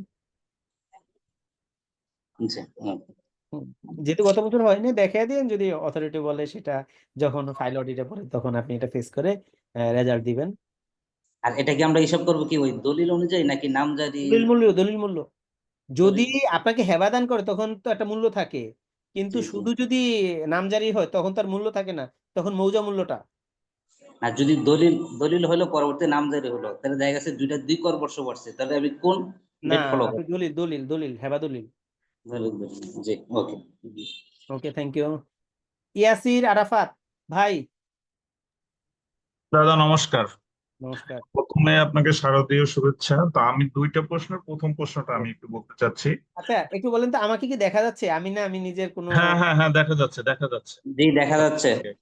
আচ্ছা আচ্ছা, আমি আমি বলি তাহলে। হ্যাঁ, জি জি জি। যদি ক্লায়েন্ট তার সন্তানকে তার মানে টাকা দিতে চায়, দান করতে চায়, হ্যাঁ, জি সেক্ষেত্রে তার সন্তানও দেখা যাচ্ছে তার টিন আছে বা তারা ওই ট্যাক্সের আওতায় আসবে, মানে তাদেরকেও ট্যাক্স দিতে হবে। হ্যাঁ, তা জি এখন এই যে টাকাটা তার সন্তানকে ক্লায়েন্ট দিবে, এখানে ক্লায়েন্ট এবং সন্তান এই তিনজন যদি একাধিক হয় তাহলে তাদেরকে কি কি ডকুমেন্ট এটা দাখিল করতে হবে, এবং এটাকে যেন আর পরবর্তীতে কোনো অডিটে না পড়ে এর জন্য কি কি দলিল তাকে অ্যাটাচ করে দিতে হবে? ভাই, অডিটে না পড়ে এই কথা বলা যাবে না। হ্যাঁ, এখন তো আপনি জানেন যে অডিট হবে কি লটারির মাধ্যমে। জি আগে কয়েকটা প্যারামিটার থাকবে, ওই প্যারামিটার একটা সিলেক্ট হবে, তারপরে ধরেন লটারি। তো হ্যাঁ কিন্তু আপনাকে এইটা মনে রাখতে হবে অডিটে পড়লেও যাতে আপনাকে মেন্টালি হ্যারাস না হইতে, আপনার ক্লায়েন্টকে মেন্টালি হ্যারাস না হইতে না, হয়, সেভাবে ডকুমেন্টস গুলো গুছিয়ে রাখা। এখন ওনারা বাপ বেটা, তাই তো? জি বাপ বেটা একজন আরেকজনকে যদি টাকা পয়সা দেয় দুইজনের ফাইলে থাকবে। এখন বলা আছে এটা ব্যাংকিং চ্যানেলের বিষয়ে কিছু নাই। ধরেন বাবা তার সন্তানকে 50 লাখ টাকা দিল, যদি জি বাবার ফাইলে 50 লাখ টাকা দেওয়ার মতো টাকা থাকে সে নির্দ্বিধায় দিতে পারবে, আর জি তার ফাইলে রিসিভ করবে। একজনের জি দিবে, অ্যাসেট কমে যাবে, আর একজনের অ্যাসেট বেড়ে যাবে, সে রিসিভ করবে। আচ্ছা আচ্ছা, ধন্যবাদ। আর দ্বিতীয় যে কোশ্চেনটা সেটা হচ্ছে যে ক্লায়েন্ট ভুল করে তার একটা জমি ছিল সেটা সে দেখায় নাই প্রিভিয়াসিতে, হ্যাঁ, এখন নতুন করে সে এটা দেখাতে চাচ্ছে, এইটা কিভাবে দেখাতে পারবে? এটা ধরেন ফাইলে নতুন করে অ্যাড হওয়া মানে টাকা বেড়ে যাওয়া, জি কনফিউশন নাই তো? না। ওকে, ধরেন 10 লাখ টাকা অ্যাড হইলো, তাহলে এই 10 লাখ টাকা তার নিশ্চয়ই আগে ইনকাম ছিল, হ্যাঁ এটাই ধরে নিব। তাহলে এই যে রিটার্ন সিস্টেমে ঢুকলে দ্বিতীয় পেজে দেখবেন ভলেন্টারি ডিসক্লোজার আছে, হ্যাঁ ওইখানে ইনকাম হিসেবে অ্যাড করবেন এবং ডিটেলস লেখা আছে কোন সালের ইনকাম, কোন সালে দেখানো হয় নাই। হ্যাঁ, ওইটা আপনি আলোচনা করছেন যে ভলেন্টারি ডিসক্লোজার ওই অপশনটা দিয়েছি যেন প্রিভিয়াস ইয়ারে যত ছিল ভুল ছিল বা মানে এন্ট্রি হয়নি ওইগুলা যেন এখানে এন্ট্রি করে ওইটা ভ্যালিড করে নেওয়া হয়, এটার জন্য মূলত আপনি দিচ্ছিলেন। হ্যাঁ, তো এটা ওইখানে দিয়ে দিবেন, আর হইলো অ্যাসেট এডিশন করে দিবেন, তাহলে মিলে যাচ্ছে। ধন্যবাদ ধন্যবাদ আপনাকে। Okay. ধন্যবাদ। ইয়াকুব হোসেন ভাই, আসসালামু আলাইকুম। ওয়ালাইকুম আসসালাম। অষ্টমীর শুভেচ্ছা স্যার, ভালো হ্যাঁ আছেন? হ্যাঁ, জি, স্যার, ধন্যবাদ ভাই, শুভেচ্ছা জি গৃহীত হলো। জি জি জি স্যার, আমার একটা প্রশ্ন ছিল। প্রশ্নটা হলো মিসক্রিয়েন্স যে ব্যবসার ধরনটা আগে জমা দেওয়া হতো, এখন এটা অনলাইনে কিভাবে দেখাবো আর কি? ওনার তো ব্যবসার কোনো নাম নাই, ধরন নাই। না, এটা তো হইতে পারে মেসেলেনিয়াস ইনকাম। ধরেন আপনার যার সম্পর্কে বললেন, নিজের ফাইল হোক বা অন্যান্য ফাইল, স্পেসিফিক একটা উদাহরণ দেন, তাহলে মানে রিয়েল কেস বলেন, তাহলে আমার বলতে সুবিধা। এই যে একজন মহিলা আর কি, ওনার ওই যে মিসকিলেন্স ব্যবসা দেখাই, ওনার ফাইল করা হয়েছে আর কি। না, ওইটা ধরেন আগে এই সমস্ত আগেরটা বলে যান, এখন যেটা দেখাবেন ক্লিয়ার কাট দেখাবেন। যেন একজন মহিলা সে কি কাঁথা সেলাই করে, ধরে নিলাম, হাঁস মুরগি পালন করে, অথবা কাপড় কিনে এনে হাট থেকে কাপড় কিনে এনে বাড়ি বাড়ি বিক্রি করে, হইতে পারে, তাই না? বা একটা মুদি দোকান হইতে পারে, তার বাসার সামনে একটা দোকান দিচ্ছে, হইতে পারে না, যেটাই হোক, অবশ্যই স্পেসিফিক ব্যবসা আছে। এখন সে যেটাই করে সেটার জন্য আপনি একটা অ্যাকাউন্টস প্রস্তুত করে নেবেন। অ্যাকাউন্ট যদি প্রস্তুত নাও ওইভাবে করতে পারেন, তাহলে ই রিটার্ন সিস্টেমে ঢুকে দেখেন বাম পাশে তার ইনকাম কত, সেলস রেভিনিউ কত, তার গ্রস প্রফিট কত লেখা আছে। তো আপনি সেইভাবে অ্যাজাম্পশন করে নেবেন। তখন আপনাকে দিতে হবে উপরে তার বিজনেস টাইপটা কি, সে কিসের ব্যবসা করে। তখন আপনি দিতে পারেন কি, যে ওই যে কাপড় যদি বিক্রি করে ট্রেডিং বিজনেস, কি থান কাপড় সেল বা শাড়ি কাপড় সেল, এরকম দিতে পারেন।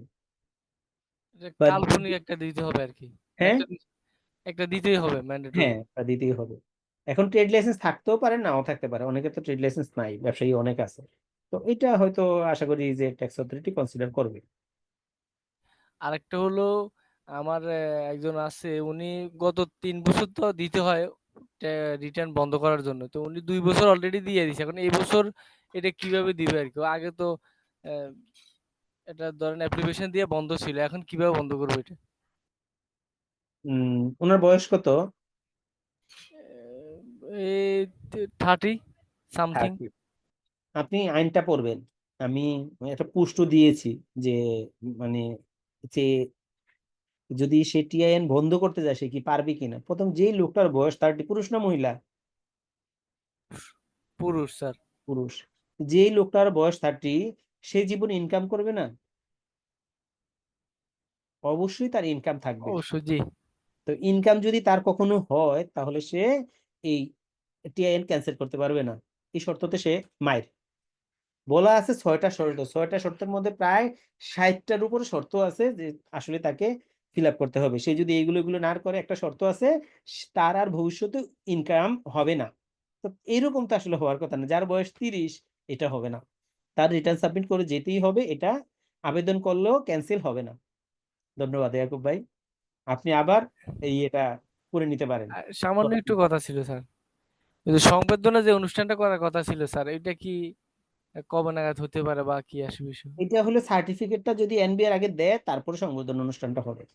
স্যার আপনি যে একটা যে করছিলেন আর কি, কোনটা যেন? ওই যে ওই আপনি ফোরাম ফোরাম জি জি। ফোরাম, এটা আমাদের কাজ চলতেছে। আমি বইয়ের জন্য আমি পিসি গিয়েছিলাম, আগামী সপ্তাহ থেকে ফুল সুইং এ শুরু করব। আমাদের মেম্বারশিপ আগামী সপ্তাহ থেকেই নেওয়া শুরু হইব। জি, ঠিক আছে। Thank you. নমস্কার। নমস্কার। আর কেউ? তাহলে তো মোটামুটি সবারই প্রশ্ন হয়ে গেছে। দাদা, 3 নাম্বার আছে কিন্তু মোবাইল নাম্বারটা যে কোনো ভাবে হারাই গেছে। এবং এটা দিয়ে কি আসলে উদ্ধার করা সম্ভব অন্য কোনো নাম্বার থাকলে তার তার এনআইডি দিয়ে?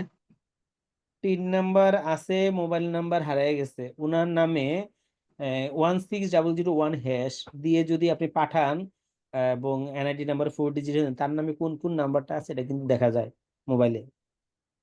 কিন্তু ওই যে ওই নাম্বারে তো ওটিপি আসবে, ওই নাম্বারটাই তো নাই, আমি তুলে নিবে ও এরকম না, হ্যাঁ, ওটা তুলে নিতে পারে, খুব এখন সহজ। ওরকম আর সম্ভব না আর কি, এই জন্য বলতেছি। তাহলে অল্টারনেট নাম্বার তো চেঞ্জ করতে পারে, চেঞ্জ করতে গেলেও তো ওই নাম্বারে এটা ওটিপি যাবে, হ্যাঁ, এটাই প্রবলেম। তাহলে ওই নাম্বারটা তুলতে হবে।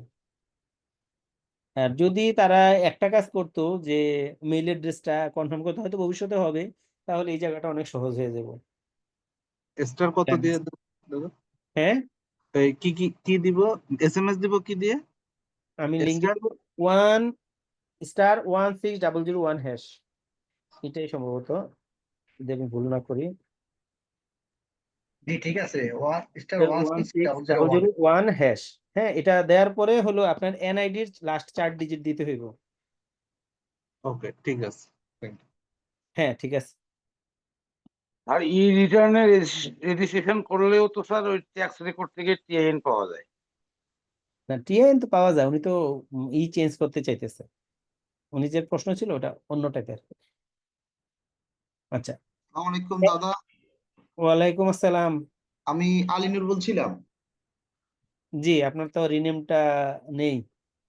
আচ্ছা, ঠিক আছে, আলিনুর, আমি চেক করে দিলাম। আলিনুর। এখন আমার আসলে কোয়েশ্চেন গুলো অনেকগুলো কোয়েশ্চেন একটা একটা করে বলি।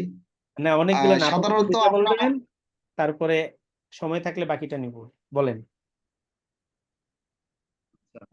তাহলে একটা জিনিস জানতে চাচ্ছি, সেটা হলো যে সাধারণত আমরা ওয়াইফের নামে যদি কোনো ডিপিএস করি, সেটা ইন্স্যুরেন্স করি, সেটা আমরা ইনভেস্টমেন্ট ডিবেট নিতে পারবো জি আগে থেকে যেটা আমরা প্র্যাকটিস করতাম। জি জি, কোনো এখনো একজন আছে। ট্যাক্স পেয়ারের, হ্যাঁ, কোন একজন ট্যাক্স পেয়ার তার ওয়াইফের নামে ডিপিএস করছে, ইন্স্যুরেন্স করছে এবং কি সেভিং সার্টিফিকেট নিছে।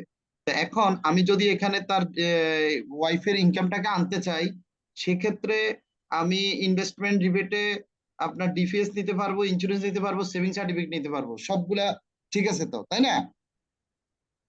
স্ত্রীর নামে শুধুমাত্র ইন্স্যুরেন্স পাবে, ডিপিএস পাবে না, আর অন্য কোনো পাবে না। না, যদি তার ইনকামটা আমার ফাইলে আমি একসাথে আনতে চাই, যে আহ, আমার ওয়াইফের ইনকামটা আমার সাথে আনতে চাই আর কি, সেক্ষেত্রে আচ্ছা, তার আমি এখানে একটু ব্যাটও দিই আপনাকে। আপনি কেন আনবেন? এটা বলেন তো দেখি, কেন আনবেন?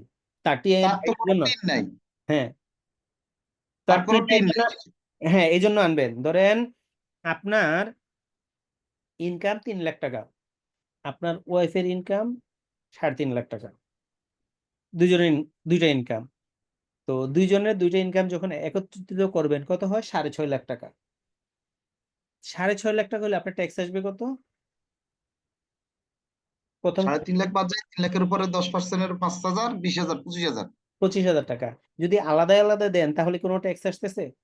না তো কেন আপনি এই বাড়তি ঝামেলা নিতে যাবেন? না, এখন অনেকে হইতে করে। পারে, হইতে পারে যে সোর্স ট্যাক্স যখন অ্যাড করবেন, আপনার স্ল্যাব যখন ক্রস করবে, ধরেন ব্যাংক এটা রাখলো 10%, যেহেতু টিআইএন দিবেন, রিটার্ন দিবেন 10%, আপনার দুইটা যোগ করলে যদি 15% স্ল্যাবে পড়ে যায়, তাহলে কিন্তু আপনাকে 5% বাড়তি 5% পেতে এক্সট্রা দিতে দিতে হবে। হবে। হ্যাঁ, হ্যাঁ, সেটা বুঝছি। কিন্তু ন্যূনতম কর। হ্যাঁ, এখানে সমস্যাটা কোথায় আমি যেটা বলতে চাচ্ছি, সাপোজ আমি তো এটা তো যদি আমি আমার ওয়াইফের ইনকাম আনতে চাই, আমি তো তার ইনভেস্টমেন্ট রিবেট নিতে পারবো না। ইনভেস্টমেন্ট রিবেট না, পারবো না, না? না। শুধু আপনি ইন্স্যুরেন্সটা ইনকাম নিতে দেখাতে পারবো। পারবেন, হ্যাঁ, আপনি ইনকাম দেখাতে পারবেন, ওই যে কয়েকটা কন্ডিশন আছে সেই শর্তে। আচ্ছা, এটা একটা কোশ্চেন। আর দ্বিতীয় কোশ্চেনটা হলো, ল্যান্ড রেজিস্ট্রেশন করার ক্ষেত্রে সাপোজ 10 লাখ টাকার একটা ল্যান্ড, ডকুমেন্টারি আমার খরচ রয়েছে আর 50,000 টাকা, এআইটিএম বিভিন্ন খরচগুলা, আর এক্সট্রা আমি দলিল করার ক্ষেত্রে আরো 50,000 টাকা এক্সট্রা বেশি দিতে হয়েছে ব্যান্ডলকে। সেক্ষেত্রে কি আমি 11 লক্ষ টাকা ইনভেস্টমেন্ট দেখাবো, না 10,50,000 দেখাবো? এক্ষেত্রে আপনি এক্সট্রা খরচ, এখন এখন তো একটু রেটও বেড়ে গেছে, যেমন ট্যাক্স রেট বেড়ে গেছে, ব্যাট হেড হচ্ছে, আপনি 15% সর্বোচ্চ এডিশন করতে পারেন, 10 লাখ টাকা 1.5 লাখ টাকা পর্যন্ত করতে পারেন। এটা নিয়ে এটা কোনো নিয়ম আছে? 15% করার কোনো নিয়ম টিয়ম এরকম কিছু না আছে না না? না, এরকম নিয়ম নাই, এটা তো কমন। আপনি দলিলের উপরে তো সিল মারাই থাকে, ট্যাক্স এত, রেজিস্ট্রেশন খরচ এত, এগুলো লেখা থাকে না, তো এগুলো তো এখান থেকে যোগ করলে হয়। সেই সাথে আপনার কি ধরেন একজন যে রাইটার, হ্যাঁ, দলিল হ্যাঁ। লিখে, তার একটা খরচ দেন, আরো আগডুম বাগডুম খরচ আছে, তো এগুলো হিসাব করে উপরে কত আছে দলিলের উপরে যোগ করবেন, এরপরে আনুষঙ্গিক আরো যে খরচগুলো আছে সেটাও আপনি অ্যাড করতে পারেন। এটা তো অ্যাকুইজিশন খরচের মধ্যেই চলে আসতেছে। আচ্ছা, আর সমস্যাটা হলো দেখা গেছে দলিল মূল্যের সাথে আমার যে ব্যক্তিগত যে খরচটা যাচ্ছে, ইনভেস্টমেন্টে যাচ্ছে, এটা যে ডিফারেন্সটা, আমি মনে করেন দলিল মূল্য দেখাচ্ছে 10 লাখ, আমি ব্যাংকে ট্রান্সফার করছি 15 লাখ, আমি কি 15 লাখ দেখাবো না 10 লাখ দেখাবো? এটা করেন না, এটা সবার জন্যই, হুম। বিক্রেতা ক্রেতা দুইজনের জন্যই রিস্ক আছে, এবং এটা কিন্তু অলরেডি ট্যাক্স অফিস জেনে গিয়েছে, যার জন্য দেখেন এখন রিটার্ন সিস্টেমে গেলে কিন্তু লেখা আছে আপনি দলিল মূল্য বাইরে কোনো টাকা নিয়েছেন কিনা, বিক্রির ক্ষেত্রে নিলে সেটা কত টাকা। হ্যাঁ, ওই যে আদার ইনকাম করার জন্য। না, আদার ইনকাম না, এটা ক্যাপিটাল গেইনেরই ধরা হয়, এটার উপর 15% ট্যাক্স দিতে হবে বাধ্য হয়ে। তো এখন আপনি যখন এই ঘটনাটা ঘটাবেন, তখন আপনি কত দেখাবেন? তো এটাও একটা সমস্যা। দলিল মূল্য 10 লাখ টাকা, তার পার্সেস তো 10 লাখই। হ্যাঁ, তখন আপনি যখন এই যে 15 লাখ যখন দিবেন, সেই সাথে আরো ওই যে 1.5 লাখ টাকা অ্যাড করেন, 16.5 লাখ টাকা দলিল, তো আপনার 1.5 লাখ টাকা, তো এটা নিয়ে কমপ্লেক্সিটি ক্রিয়েট হবে। তো তার মানে তার, দলিল মূল্য দামে আমি ট্রান্সফার দিব? হ্যাঁ, এটাই বেটার। না, অনেকে ঘটনা ঘটায় আসছে, এখন তো আসলে করা যাচ্ছে না। এখানে মূল কোয়েশ্চেনটা হলো আমার অন্য জায়গায়। যখন 10 লাখ টাকা আমার এআইটি চালান দিলাম আমি, সাপোজ 1 লাখ, হ্যাঁ, তখন বললো যে আপনি পার্সেসের সাথে আপনার অল রেজিস্ট্রেশন এবং এআইটি খরচটা এখানে ঢুকানোর জন্য। কিন্তু আবার যখন একই ব্যক্তি মানে অন্য ব্যক্তি যে বিক্রি করছে জমিটা আমার কাছে, তার ওখানের মধ্যে আবার ঠিক ক্যাপিটাল গেইন ক্যালকুলেশন করার জন্য ওই ট্যাক্সের টাকাটা ওখানেও সে কিন্তু দেখায় যে আমি 10 লাখ টাকা জমি বিক্রি করছি, 1 লাখ টাকা আমি অ্যাডভান্স ট্যাক্স দিছি। তাহলে এই অ্যাডভান্স ট্যাক্সটা কিন্তু বায়ারও একবার দেখাচ্ছে, তার ল্যান্ড ভ্যালুর সাথে সেলারও দেখাচ্ছে সে এই ট্যাক্সটা দিছে। মূলত বাংলাদেশের প্রেক্ষাপটে যে পার্চেস করে সে আইটি টাকাটা দেয়, কিন্তু যখন আপনার সেলস করে সেখানেও কিন্তু সে বলতেছে সে দিতেছে, একই আইটি টাকাটা দুই জায়গায় চলে যাচ্ছে। এআইটি টাকাটা দুই জায়গায় কিন্তু ক্লেম হচ্ছে না, ক্লেম হচ্ছে এক জায়গায়। এক জায়গায় একজন খরচ দেখাচ্ছে আর একজনে ক্লেম করছে, রিফান্ড নিচ্ছে। হ্যাঁ, তো এটা তো হইতেই পারে। তাহলে ওখানে তো ওইটা হলো সেলার ক্ষেত্রে সেটা হলো ক্লেম করতেছে।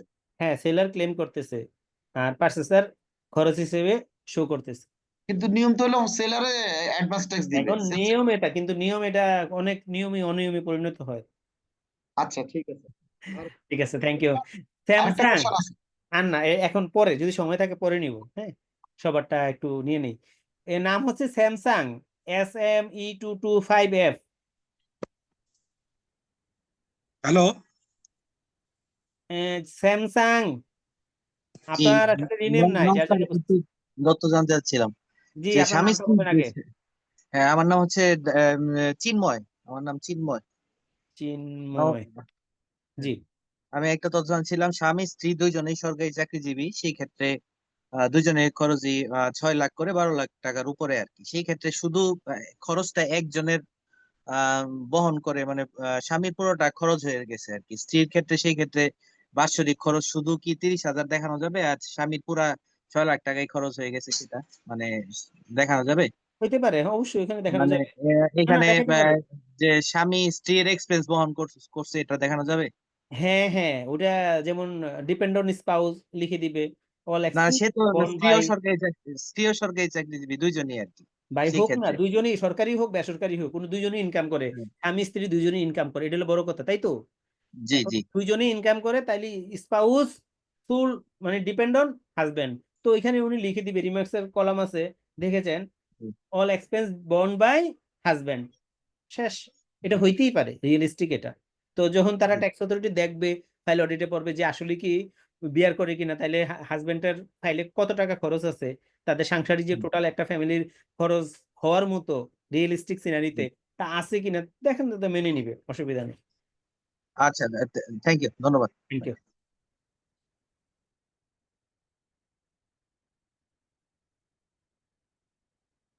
মোটামুটি যাদের প্রশ্ন ছিল কভার হয়ে গেছে, খুবই ভালো লক্ষণ। হ্যালো, আপনাদের প্রশ্ন, জি গোলাম, কি জি, ব্যাপার? আমি একটু প্রশ্ন করতে চাইছিলাম। জি, জি, জি, বলেন। আমি অবশ্য মেসেজও দিছি আপনাকে যে ফরেন রেমিটেন্সের যে 15টা হ্যাঁ, কে আমরা কোথায় দেখাবো, কি রেমিটেন্সের সাথে অ্যাড করে না আদার্স ইনকামে? আচ্ছা, এটা রেমিটেন্সের সাথে অ্যাড করে দেখিয়ে দিবেন। আচ্ছা, আরেকটা প্রশ্ন হচ্ছে, এই আগে আমরা এমপিও ভুক্ত শিক্ষকদেরকে স্যালারি যেটা পাইতাম সেটা সরকারি গভর্নমেন্ট এমপ্লয়ি হিসাবে দেখানো হইতো, কিন্তু ওয়েবসাইটে দেখা যাচ্ছে যে এমপিও ভুক্ত এই বেতনভোগী শিক্ষকদের বেতন এখন বেসরকারি এমপ্লয়ি হিসেবে গণ্য হবে। কোনটা সঠিক আসলে? না, এখন তো বেসরকারি হিসেবে ডিক্লেয়ার করে দিছে, এই নির্দেশনাতে লেখা আছে। আগে হলো দুইটা, গত বছরও দুইটা, যেটা গভর্নমেন্ট থেকে পাইতো গভর্নমেন্টে যেত, যেটা বেসরকারি থেকে পাইতো বেসরকারিতে যেত, মানে দুইটা ভাগ হয়ে যেত। এখন আপনি বেসরকারিতে পুরোটা দিয়ে দিতে পারেন। সেক্ষেত্রে তো ট্যাক্স বা আপনার সুবিধা হইলো, আপনার তো সুবিধা হইলো বেসরকারি যারা এমপিভুক্ত শিক্ষক আছে, আগে তো এই সুবিধাটা পাইতো না, এখন তো সুবিধা হইলো, অব্যাহতির পার্সেন্টেজটা বাড়লো। সরকারিতে অব্যাহতিটা বেশি না? না, না, আপনারা বেসরকারি এমপিভুক্ত যারা আছে তারা তারা তো সরকারি সব সুবিধা পায় না, বেসিক পায়, বোনাস পায়, হাউস রেন্ট অল্প পায়, তাই না? জি জি জি তো এটা জি তো জি নিতান্তই কম। আপনি যদি টোটালটা যোগ করেন, 1/3 করেন ওইটা, আর এমনি গভর্নমেন্টের স্কেল অনুযায়ী করেন, ওটা অনেক পার্থক্য। ও আচ্ছা আচ্ছা, ঠিক আছে ঠিক আছে, থ্যাংক ইউ। Thank you. আচ্ছা, আরেকটা প্রশ্ন হচ্ছে, এই ইয়েতে আপনার এই যে আমরা ট্রেড লাইসেন্স করি সেখানে যে এআইটিটা কি ক্লেম করা যায় এখন? অবশ্যই অবশ্যই আচ্ছা ঠিক আছে, আদার্স থ্যাংক ইউ। গ্রুপে ট্রেড লাইসেন্স আছে। এটা তো আসলে দাদা চালান দেয় না, বুঝতে পারছেন, ওখানে জাস্ট লেখা থাকে। হুম। এই ক্ষেত্রে কি করা, ওই যে এটিজি ক্লেম এখানে তো করবে? লেখাই থাকে অবশ্যই ভিডিও দেখেন, ভিডিওতে দিয়ে দিছি লেখা আছে কিভাবে ক্লেম করতে হয়। আচ্ছা থ্যাংক ইউ আচ্ছা থ্যাংক ইউ। Thank you. দাদা আমার আরেকটা প্রশ্ন হচ্ছে, আপনার কেউ যদি আপনার ধরেন 800 স্কোয়ার ফিট ল্যান্ড কিনে আর কি, 800 স্কোয়ার ফিট, হ্যাঁ, তো সেক্ষেত্রে সে যদি ওই 4 তলা ভবন করে, তাহলে কি সে ওই রিটার্নে কি 3200 স্কোয়ার ফিট দেখাবে? অবশ্যই 3200 স্কোয়ার ফিট দেখাবে, তাই তো? হ্যাঁ। আচ্ছা রাশেদুল ইসলাম ভাই,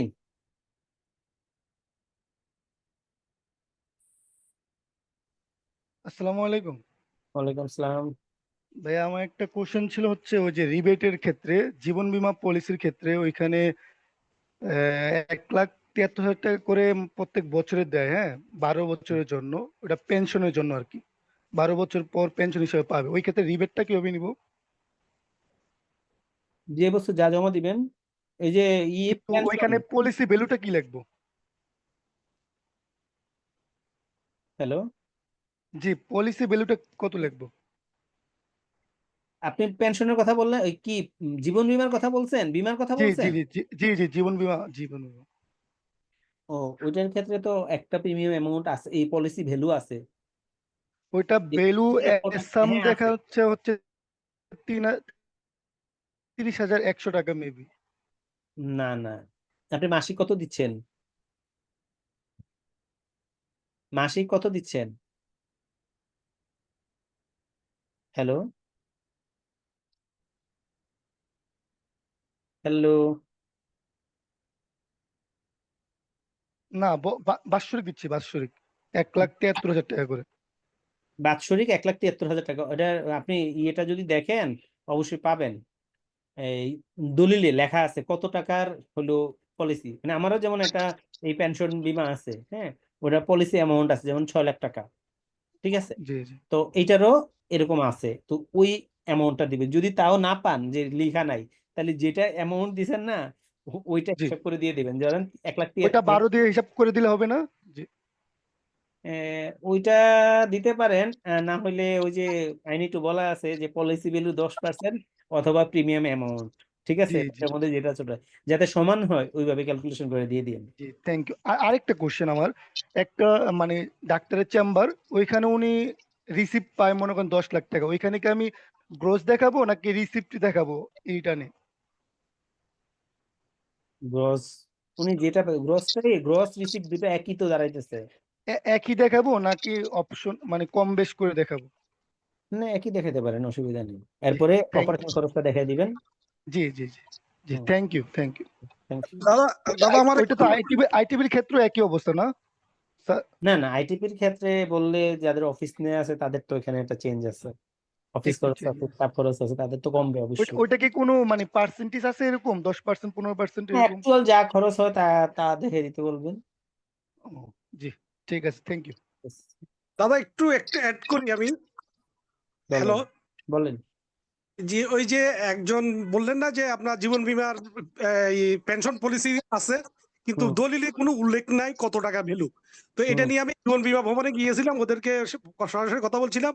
ওরা বলছে আপনার টোটাল যত টাকা দিবেন ওটার 15 গুণ আপনি দলিল ভ্যালু হবে এটা। 15 গুণ, ওটা তাহলে জীবন বীমার ক্ষেত্রে, কিন্তু মেটলাইফেরটা দেয়া থাকে। পেনশন ইন্স্যুরেন্সের ক্ষেত্রে ওখানে কোনো হ্যাঁ, দলিল উল্লেখ থাকে না। আচ্ছা, ওইটা জীবন বীমার ক্ষেত্রে আমি একটা মেটলাইফেরটা বা উল্লেখ আছে, আচ্ছা সেজন্য আচ্ছা বললাম। কোম্পানি ওয়াইজ ভেরি করতেছে। ওকে দাদা আদাব। আদাব। আমি তো ভ্যালুয়েবল ফান্ড আর গ্রুপ ইন্স্যুরেন্স একটা ইয়াতে জি আমি আছে যেটা সব। ইনভেস্টমেন্ট হিসেবে দিলাম। জি, আচ্ছা, ওইটা আমি আবার অ্যাসেটে কোথায় হিট করবো? এটা অ্যাসেটের কোথাও থাকে না, কারণ এটা একটা দান, শুধু আমি ইনভেস্টই দেখাবো? শুধু ইনভেস্টে আসবে। যদি পান এটা ভিন্ন জিনিস, হ্যাঁ, কিন্তু এটা দান হিসেবে। ওকে। আর জিপিএস প্রফিটটা কি আমার স্যালারি যে ডিসবার্সমেন্ট করি ওইখানেই দেখাবো, আর ইয়াতে দেখাবো না? অ্যাসেট বা লায়াবিলিটিতে? একাডেমি অবশ্যই আসবে। আপনি জিপিএ ক্লোজিং জেট যেটা মানে এবছর যেটা জমা হয়েছে, হ্যাঁ হ্যাঁ, জেটটা তো আসবে, কিন্তু প্রফিটটা। তো প্রফিট সহই তো ক্লোজিং জেট হ্যাঁ কিভাবে হয়? আপনার প্রিন্সিপাল অ্যামাউন্ট জমা আছে, সেটার উপর ইন্টারেস্ট চার্জ হয়। ইন্টারেস্টটা কি করেন আপনি? এমপ্লয়মেন্ট ইনকামে দেখান না, জি জি প্রুফ জি। ইন্টারেস্ট। তো এই ইন্টারেস্টটা আয় হয়েছে না, তার আগে যদি আপনার 1 লক্ষ টাকা থাকে, এবছর যদি 10,000 টাকা আপনার প্রফিট হয়, আবার যদি আপনি 20,000 টাকা জমা দেন, তো টোটাল কত? 1,30,000। ওই 1,30,000 আসবে এখানে। আর রিলিফ ফান্ডটা কি জাকাত ফান্ডে দেখাবো? রিলিফ ফান্ড, রিলিফ ফান্ড বলতে? ওই রিলিফ ফান্ড একটা আছে আমার, স্যালারি কেটে নেয়।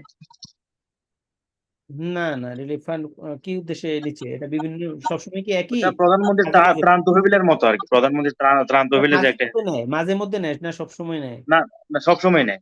কত টাকা করে নেয় 597 ইয়ারলি। ইয়ারলি? ওটা লাইফস্টাইল এক্সপেন্সে রেখে দিবেন। আচ্ছা আচ্ছা। Thank you. মুজাম্মেল হক ভাই, আপনি হাত তুলে আছেন অনেকক্ষণ যাবত, বলেন। স্যার স্যার ধন্যবাদ স্যার, সেকেন্ড টাইম সুযোগ দেওয়ার জন্য স্যার। বলেন। স্যার ওই যে আমার একটা কিছু আলোচনা চলছিল, একটু আর একটু ক্লিয়ার করার জন্য স্যার। বিষয়টা হচ্ছে ওই যে আমার একটা এসএসসির 20 লাখ টাকা অ্যাপ দিয়েছিল স্যার, অ্যাপডেটটা ফাইলে দেখানো হয় নাই। এখন কারেন্ট ইয়ারে কিভাবে দেখাবো স্যার, প্লিজ একটু যদি বলেন। 20 লাখ টাকা ধার দেয়া ছিল? না লোন, সেটা অ্যাপ দিয়েছিল, অ্যাপ দিয়ে স্যার। এফডিআর ছিল, দেখায় নাই? দেখা নাই স্যার প্লিজ। তাহলে এখন দেখাবেন, এই এফডিআর হিসেবে অ্যাড করে নেবেন, আর ভলেন্টারি ডিসক্লোজারে দেখাবেন যে তার আগের ইনকাম দেখানো হয়নি, এখন দেখাইতেছে। ওই টাকার উপর অ্যাডিশনাল তাহলে এগুলো ট্যাক্স আসবে না স্যার? অবশ্যই। এটা বলতেছি। হ্যাঁ হ্যাঁ, থ্যাংক ইউ স্যার। ঠিক আছে, থ্যাংক ইউ। আর কারোর প্রশ্ন? দাদা নমস্কার, আরেকবার একটু জিজ্ঞেস করতে চাচ্ছিলাম, কারো মানে ক্যাশ ইন হ্যান্ড কি 10 লাখ টাকার উপরে থাকতে পারবে? আসলে অনেকদিন আয়কর দিতে দিতে এরকম ক্যাশ ইন হ্যান্ড হয়ে গেছে। হতে পারে, যেই অ্যাকচুয়ালি ফাইলে এতটা ধরেন নাই। অ্যাসেট আছে 1 কোটি টাকা, তো 10 লাখ টাকা থাকতেই পারে। কিন্তু যেই ফাইলে আছেই ধরেন 12 লাখ টাকা, এর মধ্যে 10 লাখ টাকা ক্যাশ ইন হ্যান্ড, এটা আবার রিয়েলিস্টিক না। না, এটা আসলে 50 লাখ টাকার উপরে একটা ফাইল, সেই ক্ষেত্রে কি 10 লাখ টাকা 9 লাখ টাকা হাতে থাকতে পারে? থাকতে পারে, তবে এগুলো একটু ঘুরে পেঁচে দিন, ডিরেক্ট এত টাকা হাতে না দেখানোটাই বেটার। ঘুরে পেঁচে দিবেন, ধরেন সঞ্চয়পত্র আসলে কিনছেন, দীর্ঘদিন দিতে দিতে এটা মানে ক্যাশে হোক এরকম না হয়ে চলে হোক আসছে। না, এটা আপনি ঘুরে গেড়ে দিতে পারবেন। আপনি জানা থাকলেই ঘুরে গেড়ে দিতে পারবেন। আচ্ছা ঠিক আছে। ঠিক আছে, আর প্রশ্ন? সঞ্চয়ের প্রফিট, তারপর আমরা যে এফডিআর এর প্রফিট এগুলো পাই, এগুলো তো দাদা ইয়েতে আর অ্যাসেটে আর দেখানোর কিছু না, এগুলো তো ক্যাশ ইন হ্যান্ড বেড়ে যাবে। সঞ্চয়ের প্রফিট বলতে? আমরা সঞ্চয়পত্র থেকে যে প্রফিট আসে ইয়ারলি, হ্যাঁ এটা তো আমার ইনকাম, এটা ক্যাশ ইন হ্যান্ড হিসাবে অ্যাসেটে যাচ্ছে। হ্যাঁ, হইতে পারে, যে কোনো জায়গায় হইতে পারে। আপনি ইন্টারেস্ট পাইছেন ধরেন 5 লাখ টাকা, তো 5 লাখ টাকা হ্যাঁ ইন্টারেস্ট পাওয়ার পর যদি ব্যাংকে থেকে যায়, তাহলে ব্যাংকেই তো বাড়ছে। যদি আপনি ওই টাকা তুলে ফেলেন, ক্যাশে রাখেন, ক্যাশেই এক জায়গায় তো অবশ্যই থাকবে। খরচ হ্যাঁ, করে এটা ফেললে এটা ভালো তো দেখাচ্ছেন। এটা তো আর আদার রিসিপ্টে যায় রিসিভ করার কিছু নেই নাকি দাদা? না না না, আদার রিসিপ্ট কেন? জি জি, থ্যাংক ইউ। তো আপনাদের সবাইকে অশেষ ধন্যবাদ। হ্যালো দাদা, শুনতে জি জি, পাচ্ছেন? জি জি শুনতে পাচ্ছি। আপনাদের তো প্রশ্ন নাই, তাই ছেড়ে দিতে চাচ্ছি। না, আমি আসলে অনেকক্ষণ ধরে শুনছি। আমি মূলত হচ্ছে একেবারেই নিউ, মানে এই প্রথমবার। আমি এখনো টিন সার্টিফিকেটও করিনি, টিন সার্টিফিকেট করবো এবার, আমি রিটার্ন দিব আশা করছি। তো এই কারণে হচ্ছে সবার কথাগুলো শুনছিলাম এতক্ষণ ধরে। যেহেতু একদম নতুন, এর আগে কখনো করিনি, আমার প্রশ্নগুলো হয়তো খুবই বেসিক হবে, একটু বিরক্ত হবেন আর কি, কাইন্ডলি। না, বিরক্ত হওয়ার কিছু নাই। টোটালি যদি আপনি না জেনে থাকেন, অবশ্যই শিখার অনেক কিছু আছে। মানে আমি আগেও বলছি যে আসলে এই রিটার্ন সাবমিট কখনো ডাটা এন্ট্রির কাজ না। হ্যাঁ, দোকানে দোকানে আমরা জানি যে অনেকেই করে, কিন্তু সেটা জি ট্যাক্সপেয়ারের জন্য খুবই বড় একটা থ্রেট। হ্যাঁ, এটা টাকা, এই ট্যাক্স জি মানে টাকা। আপনার ভুল হবে মানে আপনার টাকা চলে যাবে, আমরা জি জেল জরিমানা বাদিয়ে দিলাম। তো কাজেই জি এই ব্যাপারে আসলে জেনে শুনে বুঝে রিটার্ন সাবমিট করা উচিত। জি। আমার প্রথম প্রশ্ন হচ্ছে, আমি এই বেসরকারি এমপিওভুক্ত প্রতিষ্ঠানে আছি। তো এখন আমাদের যে ই রিটার্ন আমরা করব, এটা কি আমাদের বেসিকের উপর হবে নাকি নেট পেয়েবল যেটা সেটার উপরে নির্ধারিত হবে? না, আপনার টোটাল আয়ের উপরেই হবে। নেট পেয়েবল যেটা আছে ফাইনাল স্যালারি যত। না, নেট পেয়েবল বললে ভুল হবে। নেট পেয়েবলের মধ্যে আচ্ছা আপনি প্রভিডেন্ট ফান্ড কেটে রাখেন। আচ্ছা জি সেটা সেটা তো আপনার ইনকাম থেকে কেটে রাখছে, তাহলে তো আপনার এটা হইলো না, আপনার গ্রস যে স্যালারি ওইটা আসবে। আচ্ছা আচ্ছা আচ্ছা, মানে বেসিকের সাথে আদার্স যে বিষয়গুলো কেটে রাখা হচ্ছে এগুলো সহ একসঙ্গে হয়ে যা হবে টোটাল হ্যাঁ হ্যাঁ ওটার উপর হবে। হ্যাঁ। তো এই ব্যাপারে আপনার যদি একেবারে ওই যে বললাম না, যদি ধারণা না থাকে, আপনি শুধু এই প্রশ্ন করে আপনার আসলে উত্তর পাবেন না, সঠিক উত্তর পাবেন না, সঠিক গাইড করতে পারবেন না। আপনি যদি খুব ভালোভাবে শিখতে চান, এটা বলা আর কি, রিটার্নটা ভালোভাবে শিখতে চান, আপনি আগামী শুক্রবার একটা সেশন আছে, এটাতে এনরোল করতে পারেন। ডেলং এর একটা সেশন, এই রিটার্ন পার্টটা, নিজের রিটার্নটা ওইটাতে ক্লাসে এনরোল করলে পুরো রিটার্নটা আপনি নিজের চেষ্টা থাকলে করতে পারবেন। ওইখানে বিস্তারিত আলোচনা হবে। এখানে তো শুধু প্রশ্ন আর উত্তর, তো এখান জি থেকে আপনি পুরো ধারণা পাবেন না। জি, ওটা আমি করব। ওটা কি কোনো মানে আপনার কি কোনো লিংক দিবেন নাকি? হ্যাঁ, ওইটা একটা অবশ্য পেড কোর্স, 1,000 টাকা ফি আর কি, ডে লং, সারাদিনের। হ্যাঁ, আচ্ছা, পেড কোর্স, ফ্রি কোর্স না, পেড কোর্স। না ওটা আপনি যেহেতু বলছেন ওটা করবো আমি, কারণ আমার আসলে নিজেরটা নিজে করার ইচ্ছে, যেহেতু করতে পারলে আমরা আপনি আমাকে হোয়াটসঅ্যাপে এই নক দিয়েন, আমি আপনাকে লিংক দিয়ে দিব। এডমিশন প্রসেস কমপ্লিট করলে আপনি হয়ে যাবে, আমি শুক্রবার কোর্সে এনরোল করে নিব। আচ্ছা ঠিক আছে। আর এর আগে আসলে আর দু একটা প্রশ্ন একটু জানতে বলেন চাচ্ছি এই বলেন বিষয়ে। বলেন। এটা হচ্ছে যে এই আগে যে জিরো রিটার্নের যে বিষয়টা ছিল এটা কি এখনো আছে নাকি এই বিষয়টা এখন আর জিরো কার্যকর? রিটার্ন বলতে ভাই কোনো শব্দ নাই, প্রথম কথা আচ্ছা, হলো, কোনো জি শব্দ নাই। আপনার যদি বলেন যে আমি জিরো রিটার্ন সাবমিট করছি, আপনার কি কিচ্ছু নাই? আপনার কি 1 টাকাও ইনকাম নাই, কোনো অ্যাসেট নাই, আপনার কোনো ব্যাংক ব্যালেন্স নাই? এটা আসলে মানার মতো না। হ্যাঁ, হইতে জি পারে এক্সেপশনাল কেস। তো এটা আইন অনুযায়ী কি, এটা একটা অন্যায় কার্য। আপনার টাকা আছে ব্যাংকে, 1 লাখ টাকা আছে, কিন্তু আপনি বললেন যে আপনার টাকা নাই। তার জি প্রমাণ পাইতেছে যে আপনার টাকা আছে, কারণ আপনি জি আইডি দিয়ে সার্চ দিলে কিন্তু সব তথ্য পাচ্ছে। তো যারা জি এই জি ঘটনাটা ঘটাইছে সবারই জনে জনে চিঠি যাচ্ছে, চিঠি যাচ্ছে মানে আচ্ছা এক একটা মামলা। আচ্ছা তো এটা আসলে ভুল একটা শব্দ। হুম। একটা হইতে পারে যে আপনার ট্যাক্স জিরো, আপনার জি ইনকাম জি আছে, আপনার ট্যাক্স আসে নাই, কিন্তু আপনার জি অ্যাসেট আছে, আপনার ইনকাম আছে, সবই আছে। কারণ 3.5 লক্ষ টাকা ক্রস না করলে তো আপনার আসলে ট্যাক্স আসবে না, যদি জি মিনিমাম ট্যাক্স কোথাও কেটে না রাখে। তো জি জি। তাহলে তো হইতেই পারে। তো এটা হইতে পারে, ট্যাক্স জিরো হইতে পারে, কিন্তু জিরো রিটার্ন শব্দটা একটা ভুল শব্দ। তার মানে জিরো রিটার্ন বিষয়টা আসলে ভ্যালিড না, বাট আমার মানে সরকারের যে নির্ধারিত অ্যামাউন্ট সেই অনুপাতে আমার ট্যাক্স জিরো হতে পারে, জিরো হইতে পারে, রাইট, ট্যাক্স জিরো কিন্তু হতে পারে। আমাকে ই রিটার্নে আমার যা আছে সম্পদ ওগুলো সবগুলো মানে সাবমিট করার পর আমার যদি ট্যাক্স জিরো আসে তাহলে জিরো আসতে পারে, বাট আমাকে ওখানে শো অবশ্যই করতে হবে। অবশ্যই অবশ্যই অবশ্যই। কারণ যদি অডিট করতে চায় সেক্ষেত্রে আমি যদি জিরো রিটার্ন দেখাই, এখন আমার এনআইডি তে যেই এনআইডির মাধ্যমে যে অ্যাসেট গুলো একদম, আমি অ্যাকোয়ার করেছি ওটা দিয়ে তো তারা ফাইন্ড আউট করতে পারবে, তখন সব সব আমাকে ওই ডকুমেন্ট গুলো দেখাতে হবে, এবং তখন যদি প্রমাণিত হয় যে এই বিষয়টা আমার আছে বাট আমি এটা আসলে লুকিয়েছি, ইন্টেন্ড করছি, হ্যাঁ, হ্যাঁ, তাহলে তখন তো আমাকে ওই অনুপাতে এটার পেনাল্টি পেনাল্টি দিতে দিতে হবে, হবে। Right right. আচ্ছা আচ্ছা। আর হাউস ওয়াইফের ক্ষেত্রেও তো বিষয়টা হচ্ছে ওনাদের তো যেহেতু কোনো ইনকামই নেই বেসিকলি আর কি, তো সেই ক্ষেত্রে ওই সম্পদ হয়তো যদি কিছু থাকে ওনারা এনআরডির ইউজ করে রাইট রাইট ওগুলো রাইট। শো করবে, বাট আলটিমেটলি তো ট্যাক্স জিরো আসবে। জি জি, রাইট রাইট। আচ্ছা ঠিক আছে, থ্যাংক ইউ। আমি আপনাকে হোয়াটসঅ্যাপে শেষ হওয়ার পরে নক দিব নাকি? হ্যাঁ হ্যাঁ, শেষ হওয়ার পরে জানতে হবে আচ্ছা সেশন। শেষ হওয়ার পরে তাহলে নক দিচ্ছে, আপনি হ্যাঁ, কাইন্ডলি সেশন একটু প্রায় ইভালুয়েট। শেষ, আমরা 11টা পর্যন্ত বলছিলাম, প্রায় 11টা বাজছে দাদা, মাত্র। আমার আর একটা ছোট প্রশ্ন জি ছিল। Thank you. হ্যাঁ বলেন। আমরা কয়েক কলিগ মিলে একটা ডিপিএস করছি, কিন্তু ব্যাংকে সাধারণত 2 জনের নামে অ্যাকাউন্টটা করা, আমার নামে আর 2 জন বা আরেকজনের নামে। সর্বোচ্চ 3 জন। হ্যাঁ, তো এখন আসলে তো রিটার্ন সাবমিট করতে যে এখন আমি কি করব? আমার অংশটা শুধু যদি দেখাই সেটাই কি ন্যায্যতা হয় কিনা, প্রুভ করব কিভাবে? এটা তো আপনি দেখাতে পারবেন না,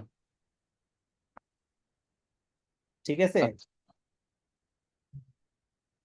তাহলে এটা কি মানে সম্পদটা কি, যদি আবার ব্যাংক মানে এনবিআর সার্চ দেয় তাও তো আমার এনআইডি দিয়ে পাবে ওই অ্যাকাউন্টটা? কিভাবে 2 জনের নামে অ্যাকাউন্ট না? হ্যাঁ মানে আপনার ধরেন 10 জনের নামে, আপনারা 2,000 করে 10 জনে 20,000 টাকা রাখতেছেন হ্যাঁ ডিপিএস করে, অ্যাকাউন্ট হলো আপনার নামে আর আরেকজনের নামে, তাই তো? হ্যাঁ হ্যাঁ, গুড, হ্যাঁ ও এটাই। ও, তাহলে আপনার যেই পার্টটুকু, এই পার্টটুকু দেখাবেন। তবে সেই ক্ষেত্রে হয় কি, বাকি যে 8 জন, 8 জনের মধ্যে না 4 জন আপনার আরেক কলিগের নামে লোন দেখাইয়েন, আর 4 জনের আপনার নামে লোন দেখেন, তারা আর ইনভেস্টমেন্ট সুবিধা নিতে পারবে না।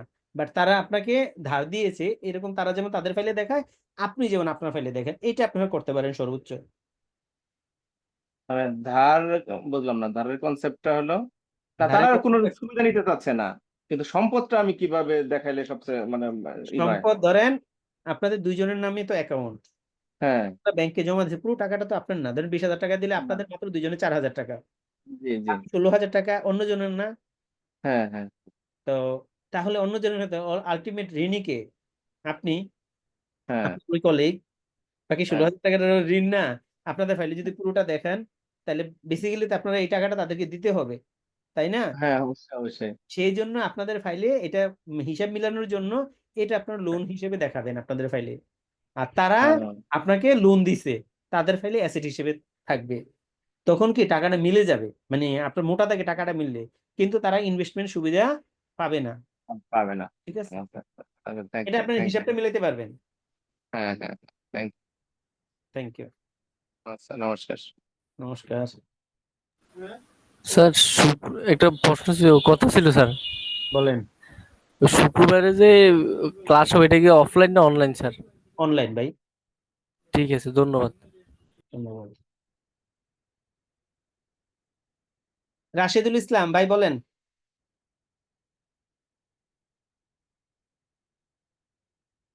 রাশেদুল ইসলাম ভাই হ্যান্ড রেজ করছেন।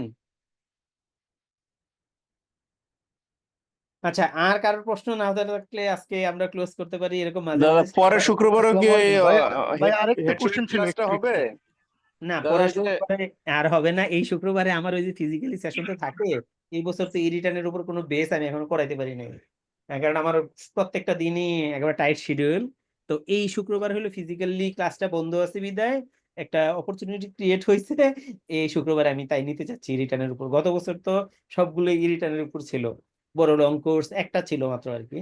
তো এই বছর এই একটাই পেয়েছি, আর পাবো বলে মনে হয় না, কারণ শুক্র শনি যে 2 দিন বন্ধ, 2 দিনে আমার ডে লং ক্লাস থাকে।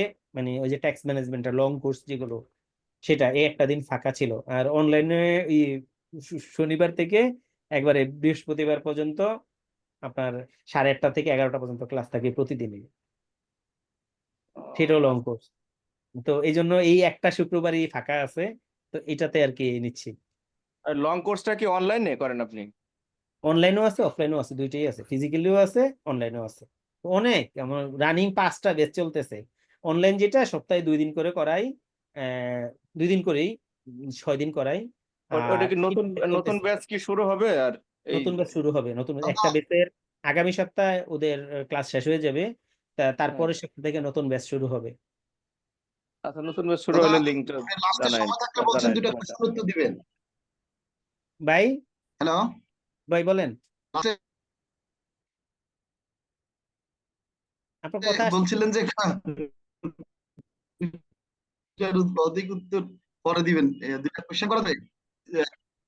হ্যালো বলেন বলেন, হ্যালো, আপনার কথা ভেঙে ভেঙে আসতেছে। একটু একটু 1 মিনিট।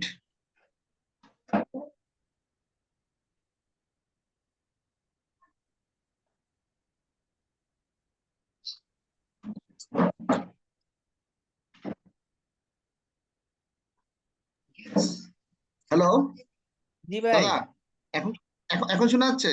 জি জি, শোনা যাচ্ছে। আচ্ছা, আমার একটা এক্সপায়ার ওনার রিটার্নে উনি জমি কিনছে 0.32%। হ্যাঁ, জি এটার পর মানে এটা হলো ওনারা 25 জন মিলে একটা ল্যান্ড কিনছে, কিনে জি জি, ওখানে বুঝতে পারছি। ডেভেলপমেন্ট করতেছে। উনি জি প্রিভিয়াসলি ওই রিটার্নটাকে উনি দেখাইছে advance for land, advance non agriculture asset যেটা আছে জি ওখানে অ্যাডভান্স ফর ল্যান্ডের ওখানে ওই টাকাটা দেখায় আসছে উনি এত বছর। এখন আমি যদি এবছর কারেকশন করে দিতে চাই তাহলে 0.32 দলিলের যে দলিল কস্ট আর সাথে হলো যে আপনার রেজিস্ট্রেশন কস্ট, এটাকে আমি নন এগ্রিকালচার অ্যাসেটে উঠে দিব, আর আদার যে টাকাটা আছে সেটাকে অ্যাডভান্স ফর ল্যান্ডে দেখাই দিব। রাইট। আগামী বছর ওনার এই ফ্ল্যাটটা অলমোস্ট ডান হয়ে যাবে। তখন সেক্ষেত্রে আগামী বছর ওপেনিং এ থাকবে আপনার অ্যাডভান্স ফর ল্যান্ডের যে টাকাটা আছে সেটা থাকবে, ওপেনিং এ থাকবে এটা, আর ক্লোজিং এ জিরো করে আমি ওই টাকাটা পুরোটা নিয়ে যাব নন নন এগ্রিকালচার অ্যাসেটের ওখানে, আর ওখানে 0.32 জায়গায় আমি স্কোয়ার ফিট দিয়ে দিব। এটাই করব নাকি? না, 0.32 যেটা ল্যান্ডই থাকবে, নতুন আচ্ছা একটা আরেকটা ডোয়েট করবেন ফ্ল্যাট হিসেবে।